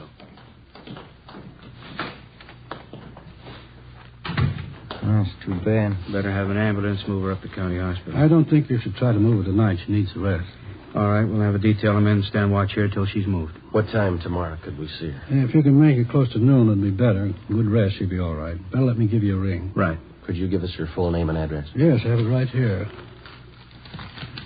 Ida Mae Stallings, 837 Downhill Street, Linwood. All right, thank you. Anybody else here in the sanitarium see the shooting? Well, I saw the man. I couldn't describe them, just their backs as they ran down the hall after the shooting. How were they built, do you remember? About average, I'd say. Hard to tell. How were they dressed? Well, one of them was wearing a hat. Looked like some kind of summer hat. Straw? No, it was one of those, what am I trying to say? You know the kind. Was it an open weave hat? No, very common in the summer. You mean a Panama? Panama, sure, that was it. White. What kind of suits did they have on? I couldn't tell you. I was in my office when I heard the shots. I came out in the corridor. They were just making it to the back door. Anyone else see it? Sylvia Proctor, the nurse who was in the room at the time. Why'd they kill her? I don't know. Any of the patients? Is it possible one of them might have seen him? Yes, one of them did see something. Bert Anderson. Like to talk with him? Yes, we would. And down this way. He's in room 38, just down the hall from the shooting. All right. I should tell you, Mr. Anderson lost his speech about 9 years ago. Uses a child's slate to write on. Why is he here in the sanitarium? He's old, 73, lives on a pension. Except for losing his speech, he's as sharp as a high school boy. Hello, Bert. Sorry to bother you after all the excitement. You're all right. We won't keep you up long. It's after your bedtime. Would you hand me that box of chalk over there? Oh, yeah. Bert, these men are police officers. I want you to tell them what you know about the shooting tonight. I thought you might have seen it. This is Captain Elliott from the Homicide Department. How you do, Mr. Anderson? And this is Sergeant Friday, is that right? Yes, sir. How are you, sir? And this is Sergeant Romero. How do you do, sir? Where were you at the time of the shooting, Mr. Anderson? Sitting in here with the door open, huh? Did you get a good look at the men? What'd they look like? Question mark. I don't think he understands what you want to know. Yes, that's a tough one. Let's put it this way, Mr. Anderson. How many men were there? Let's take one of these two men. Can you describe one of them? That's the way, Captain. That slate's rather small, and he can only get so much on it at a time. He's like all of us. He wants to talk fast, and this is the only way he knows, so we have to make it easy for him. I understand. Built like the captain. Your bill, Skipper. Same man had a thin mustache. That's all I can tell you about him. How about the other man, Mr. Anderson? Can you describe him? Please. What's that second word? I can't make it out. Understand. They were running very fast. Thanks. Yes, we understand. Did you see the other man at all? Fine. What can you tell us about him? All he could see was... the man was wearing a hat. A white Panama hat, Mr. Anderson? He says yes. Was there anything peculiar about the way they walked or ran? Or did one of them have a limp, for instance? Didn't notice anything. He says he didn't notice anything. Could you tell us anything about the men's faces? If they passed by so quickly, I was worried about the gunshots. Yes, we can understand that, but do you think you could identify them if you ever saw them again? He says he could try. Could Mr. Anderson come downtown if we ever show up? I don't see why not, but gets around fine. Now he wants to know why they killed Miss Proctor, the nurse. He says she was one of his best friends. We don't know, Mr. Anderson. Says he wishes he could talk. Maybe he could help you more. It's all right, Bert. You talk loud enough.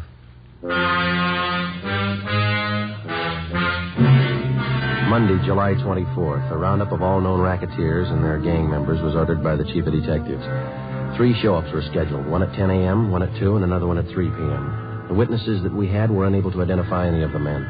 The incomplete descriptions we had of the suspects was not enough to help the artist in the crime lab to build a composite picture of the killers. No matter what approach we took, it seemed that we were getting nowhere. The immediate apprehension of the killers was not only important because of their danger to the private citizen, but because of the ever-present threat of an open shooting war between Gus Valentine's followers and members of the murder gang, whoever they were. 3:15 p.m. I got it. Homicide, Romero. Oyale. All right, thanks.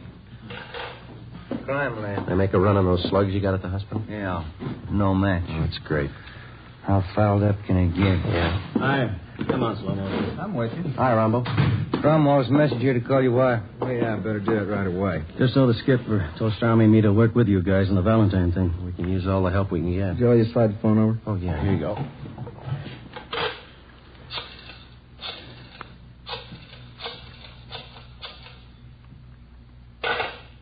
What's the matter? Change your mind? I let her ring once. She knows the signal. She's over at the mother-in-law's. Yeah? Mother-in-law's got lots of money and a limited phone. Let her call me. You got any ideas, Earl? Well, I don't know anybody who liked Valentine. A lot of them could have killed him. Just got word from the crime lab. There's no match on those slugs. And you didn't get anything out of the show-ups. No, nothing. Maybe that Stallings woman can give us something, huh? You haven't been out there yet? No, not yet. We've been sweating out the show-ups. Stormy and I read your reports. Rough go. We had an idea. Yeah? One of Valentine's boys you didn't get around to yet. Who's that? Benny Davis. He was pretty close to him. Thought a lot of him. If anybody figures to take over his interest, it's probably Davis.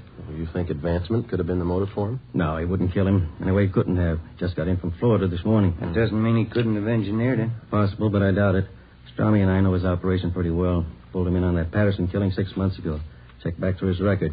Never picked up carrying a gun. Well, it doesn't mean he couldn't get one in a hurry. I'm not going to guarantee Davis, but I don't think he's your man, Joe. You got a line on him? Lives at the Churchill Arms out in Wilshire, near UCLA. All right, we'll talk to him.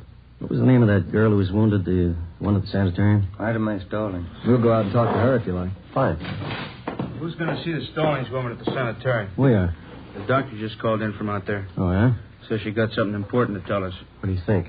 She ran with Valentine. She knew his friends. Yeah? Maybe she knows his enemies.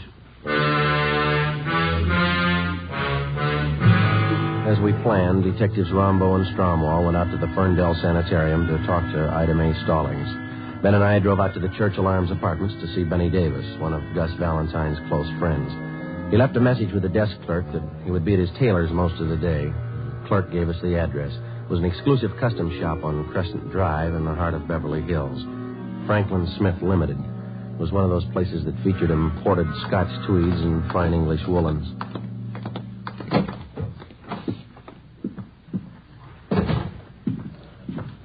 Good afternoon, gentlemen. May I serve you? Could you tell us if Benny Davis is in here? Mr. Davis. Yes, sir. Third fitting room. To the rear, on your left. Thank you. Come on. Look at that brown cloth over there, Joe. Yeah, it's Donegal tweed. It's nice fabric. I had me one of them once. Wears like iron. Oh, yes. This blue pinstripe certainly fits a great deal better than the brown one. You turn around. Yes, excellent fit. Yeah, looks fine. Yeah, I don't know if I like that right shoulder. Looks a little low, Mr. Davis. Excuse me? Oh, this fitting room's taken, gentlemen. Benny Davis in here. Yeah, what is it?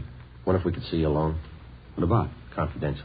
No, Cedric, not like that. Pull the shoulder up. More padding, maybe. Oh, do you think so? I don't know if I agree, Mr. Davis. Well, you can see how it slopes off there. I like a good full shoulder. Well, you've got a good full cut here. Of course, too much padding is going to ruin the line of the jacket.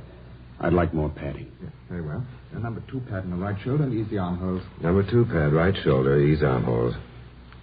What is it, income tax? What's the secret? We're police officers. Like to talk to you alone for a minute. All right, be finished in a second. That takes care of this one, Mr. Davis. You want 2-inch cuffs in the trousers? Yeah, on all of them. Cedric, be sure to get these sleeves short enough. I'd like lots of linen to show. Yes, surely. Now, if you'll slip on the green tropical. Okay. I'll take your jacket. Thanks. Hey, want to tell me what it's all about? Rather talk to you alone. Here are the trousers. Okay. Good-looking suit, huh? Fine. Yeah, get all my stuff made here. I'll let Smith here make you a suit sometime. Got a fine suit of clothes. Yeah. Thank you, Mr. Davis. Is your jacket, Mr. Davis? Right. Yeah. That looks fine. Yes, the trousers just right. And to fullness on the back of the jacket here. Uh-huh. And take in the center seam. Take in center seam. How much? And trimmed. Here's the back. Raise the back. Shorten collar. Shorten collar. Yeah, looks just fine. That's a nice soft roll of the lapels, isn't it? Yeah, good. All right, Mr. Davis. Now, how about the white Palm Beach? Nice Panama hat. It'd go good with that one. I never wear them. I like a coconut palm with a wide puggree band. Wonder if you could hold off the next fitting for a minute. We won't keep you long. All right. Any place around here where it's private? We can use Smith's office. Okay, Frank? Certainly. Go right ahead, gentlemen. Thank you. Which way? Back here.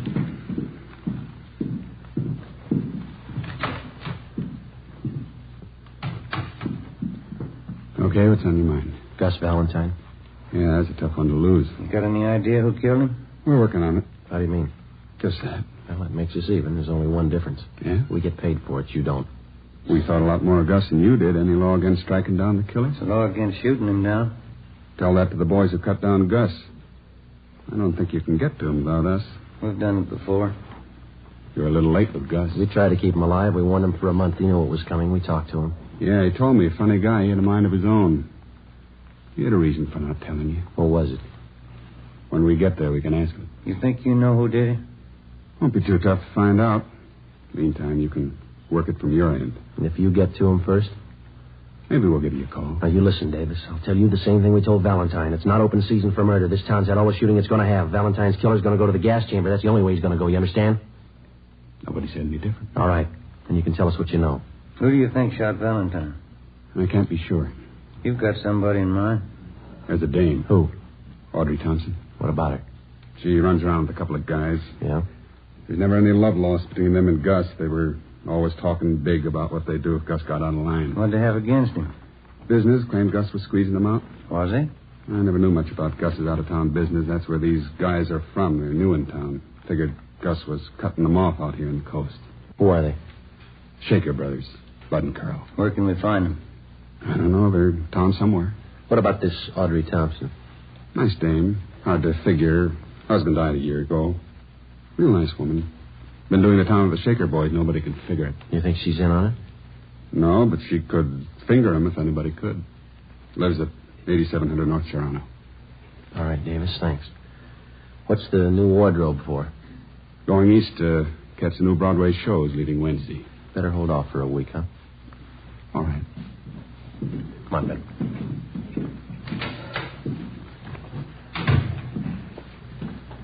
Think he's got anything? Could be. We'll run it down. Wait a minute. Yeah? Sure do like that brown cloth. It's nice. Yes, gentlemen, can I help you? How long does it take you to make up a suit? Anywhere from 3 days to a week. Uh-huh.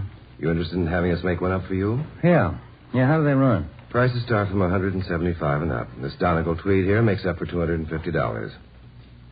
Oh. Well, I guess not, thank you. Wears like iron.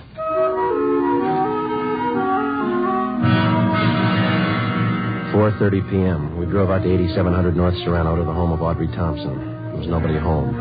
We went back to the office to check with Rombo and Stromwall. We drove in the Spring Street entrance of the City Hall garage.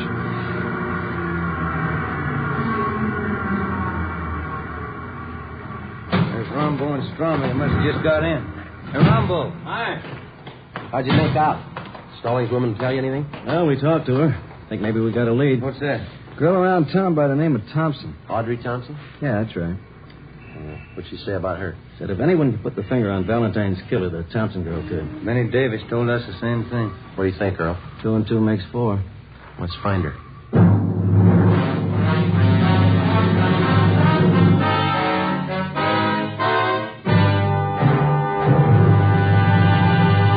You are listening to Dragnet for the step-by-step solution to an actual police case.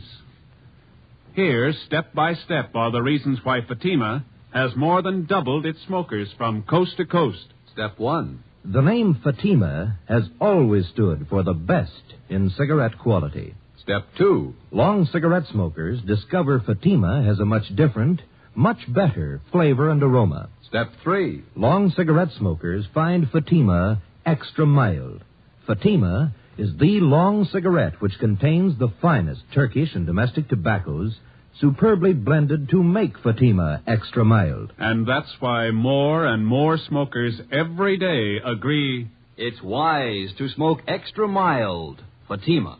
It's wise to smoke extra mild Fatima. Yes, the name Fatima on that golden yellow package is your insurance of an extra mild smoke. So enjoy king-size Fatima, the best of all long cigarettes.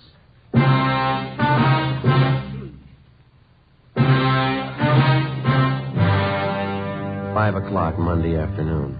We tried for 3 hours to get in touch with Audrey Thompson. A few minutes after 8 p.m., we contacted her landlady. She told us that the Thompson girl was out of town and would be gone for 2 days. She didn't know where she'd gone, but she told us that she would be back. We checked her apartment and found all of her clothing and personal effects. A stakeout was placed at 8700 North Serrano, and then we went back to the office and got out a local broadcast on Audrey Thompson. Tuesday morning, 8 o'clock. Ben and I met with Captain Elliott and Detectives Rombo and Stromwell. Get a line on the Shaker brothers? Located them at the Eagle Towers apartments. Got them under surveillance. I don't think it'd be a good idea to pull them in yet. See what the Thompson girl has to say, then we can move on them. That's what we figured. Pull the packages on them? Yeah, they both got fair records. Been up on 3 raps, 1 conviction, second-degree robbery in Tulsa. That's where they're from. Couple of tough ones, always ready to use a gun. Apparently got a wad of dough somewhere. They've been throwing a lot of money around town. Pick up any rumbles about them? Well, we've been nosing around. We can't get anything on them for sure. They're not known around here. Shown the mug shots of the Shaker brothers to Mr. Anderson at the sanitarium. The doc, too. Yeah. Looks like the guys to them. Everything hinges on the Thompson girl. Check her out? Yeah, she used to be married to a newspaper man, Blaine Thompson. Died last year in an auto accident. No children. Went to high school here in town, local girl. Reputation's good all the way. Why the sudden switch to tough guys? I don't think she knows. You satisfied Davis is leveling with you? Well, if he's not, he did a good job briefing the Stallings woman. They both came up with the same lead, the Thompson girl. We had him in on the Patterson killing. You remember that, Skipper? He cooperated then. That time it was his skin. This time it's not. Well, I laid it out for him. He's been told. Well, how's it feel to you fellas? Pretty quiet around town? Yeah, it seems to be. I wouldn't make book on what might happen if we don't wrap this thing up quick. I think after Joe and Ben gave Davis a word, he passed it down along the line. Anyway, it's an outside chance. They just brought in the Thompson girl. Send her in. Right. You just sit there, Miss Thompson. All right. Detectives Friday, Romero. How do you do? Cromwell, Rombo. How do you do? Guess you're wondering why you've been picked up. Yes, I was rather surprised. I was down at Palm Springs for a few days. I don't often get away. My boss gave me a 2-day holiday. What do you know about the Shaker brothers, Miss Thompson? They're friends of mine. I go out with them. We have reason to believe they might be mixed up in a murder. I don't believe that. What's this all about? The Gus Valentine killing. Do you think they're mixed up in that? How well do you know the Shaker boys? Well, to be truthful, I don't know them at all, really. I met them at a dance. Who introduced you? Nobody. I go to the Brookdale Ballroom every Wednesday night with some of the girls from the office. It's open to the public. Carl Shaker asked me for a dance one night, and that's how I met him. You ought to pick your companions a little more carefully. Both of these men have criminal records. I didn't know that. You've been out with them quite a lot, have you? I've known them a little over a month, yes.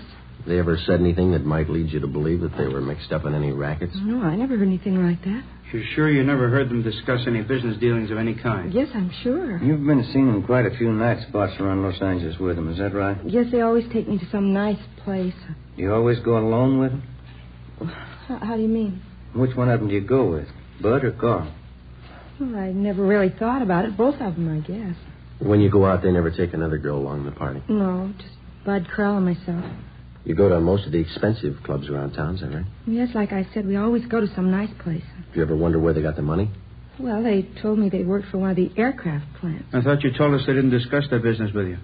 Well, I didn't consider telling me where they worked was discussing business. Did you consider that an aircraft worker's salary wouldn't even handle the cover charge at most of the places they've been taking you? Well, no, I guess I was having too good a time to question. You see, Miss Thompson, you could spend a great amount of time with people and not remember things about them. Now, you sure you've told us everything you know about the Shaker brothers? Yes. All right, that's all. If you find out something you think we should know, we'd appreciate it if you'd give us a call. Well, I won't be knowing anything about them because I'm going to stop seeing them. I didn't know they had criminal records. That's entirely up to you. I think it's only fair to warn you that if you do have any information you're withholding, it liable you to persecution. I understand. And I'm not going out with them anymore. I wouldn't let them know you've talked with us. If they are the men we're looking for, it might put you in danger. I'm not afraid of it. Neither was Gus Valentine. For the next 10 days, Audrey Thompson, along with the Shaker brothers, was kept under close surveillance. It was obvious that she'd either lied to us or changed her mind. She continued going out with them. She was seen in all the important night spots around town. Thursday, August 9th, we met with Captain Elliott. Skipper, maybe we better pull the Thompson girl in again for questioning. Let's hold off for a few more days. I'm afraid if we bring her down here again, the Shaker brothers could get wise. Since she decided to ignore what we told her, they might get rough with her. Why can't we move on them? Shake down their apartment. If we're lucky enough to come up with a murder gun, we can work from there. I don't think so, Joe. The record and only one conviction. I think we'd be playing a long shot. That's the way it looks to me, Earl. Maybe something will break if we can hold off just a few days more. Yeah, being watched awful close. If they try to move in any direction, our men will be with them. Friday. Yeah. Can you step out here for a minute? Right. Excuse me. Sure. Back when you're through. Yes, sir. Yeah, the lady out here to see you. Thanks. Mr. Friday. Hello, Miss Thompson. I didn't stop seeing the Shaker boys. Yes, we know. What you men told me a couple of weeks ago just made me sick. To think I'd been going out with these men, been seeing with them. I've never done anything like that in my life. Yes, ma'am. I decided to try and find out what you wanted to know. You didn't ask him any leading questions. Oh, no, I knew better than that. Last night we were out and they had a little too much to drink and they got to talking. Yeah? I didn't say anything. I let them talk and acted interested. Yeah? I confess now, I'm terribly frightened. I spent the night with my sister-in-law. Could I stay here till you get this thing straightened out? Certainly. We'll give you protection, Miss Thompson. Now, what'd they tell you? First, they got talking about some girl called Ida May. I didn't catch the last name. Said they wondered if she saw them at the sanitarium. Yeah? Said they wished they'd finished the job that night, whatever that meant. Then Bud said, I don't think she saw us or we'd have heard. Anything else? Yes. Carl said, did you see the look on Gus's face when we opened up? Then what? They laughed. I had a stenographer take Audrey Thompson's statement, and I filled in Captain Elliott, Rombo, Stromwall, and Ben. We checked the stakeout on the Shaker brothers' apartment. The suspects hadn't been seen since early that morning when they'd gone in. Detectives Rombo and Stromwall, together with Ben and I, drove to the Eagle Towers apartments. It was 4:35 p.m. Strommy and I'll go up the back way. We'll notify the men on stakeout to keep a sharp eye all around. Right. Let's go.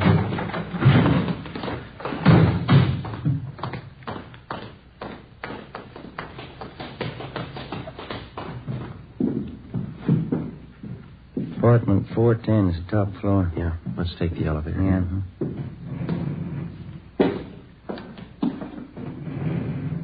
Push floor. Right.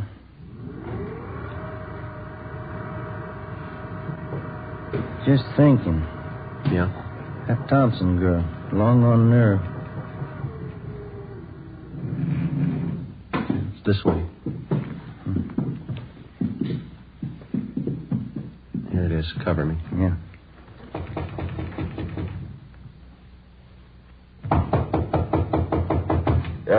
Police officers. You all right? Yeah. Hit the door. Come on.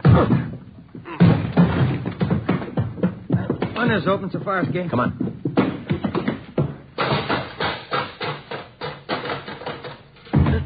There they go over by the ventilator. Watch it. There's Strommy and Rombo coming out the door under the roof. Rombo, watch it. They're up here. There goes one of them. Come on. All right, hold it right there. I give up. There goes the other one. He's making for that cable house. Stay with this one. I'll get him. All right, Shaker, let's put the gun away. You make a break onto the roof, they'll cut you down. Hold it, Shaker.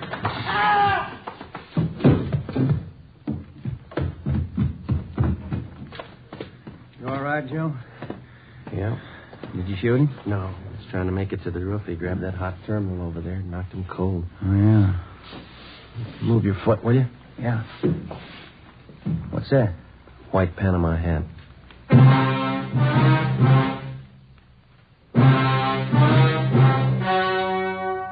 The story you have just heard was true. Only the names were changed to protect the innocent. On November 19th, trial was held in Superior Court, Department 89, City and County of Los Angeles, State of California. In a moment, the results of that trial. It's amazing how many long cigarette smokers are changing to Fatima. Here is the actual report. From coast to coast, king-size Fatima has more than doubled its smokers. Yes, more and more smokers every day are discovering that Fatima is the best of all long cigarettes.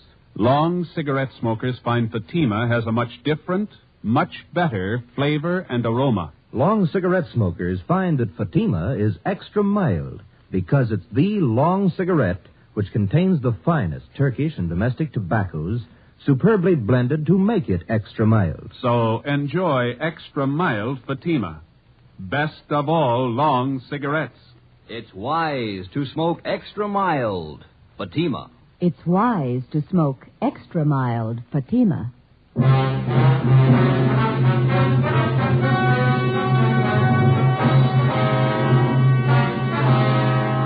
Adolph Bud Shaker and his brother Carl Shaker were tried and convicted of murder in the first degree. On recommendation of the jury, they received life sentences. They are now serving their terms in the state penitentiary.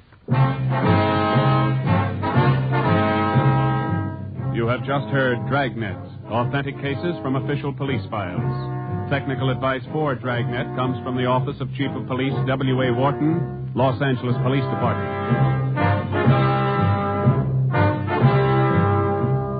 Fatima Cigarettes, best of all long cigarettes, has brought you Dragnet from Los Angeles. Tomorrow, hear the Ronald Colemans in the Halls of Ivy on NBC.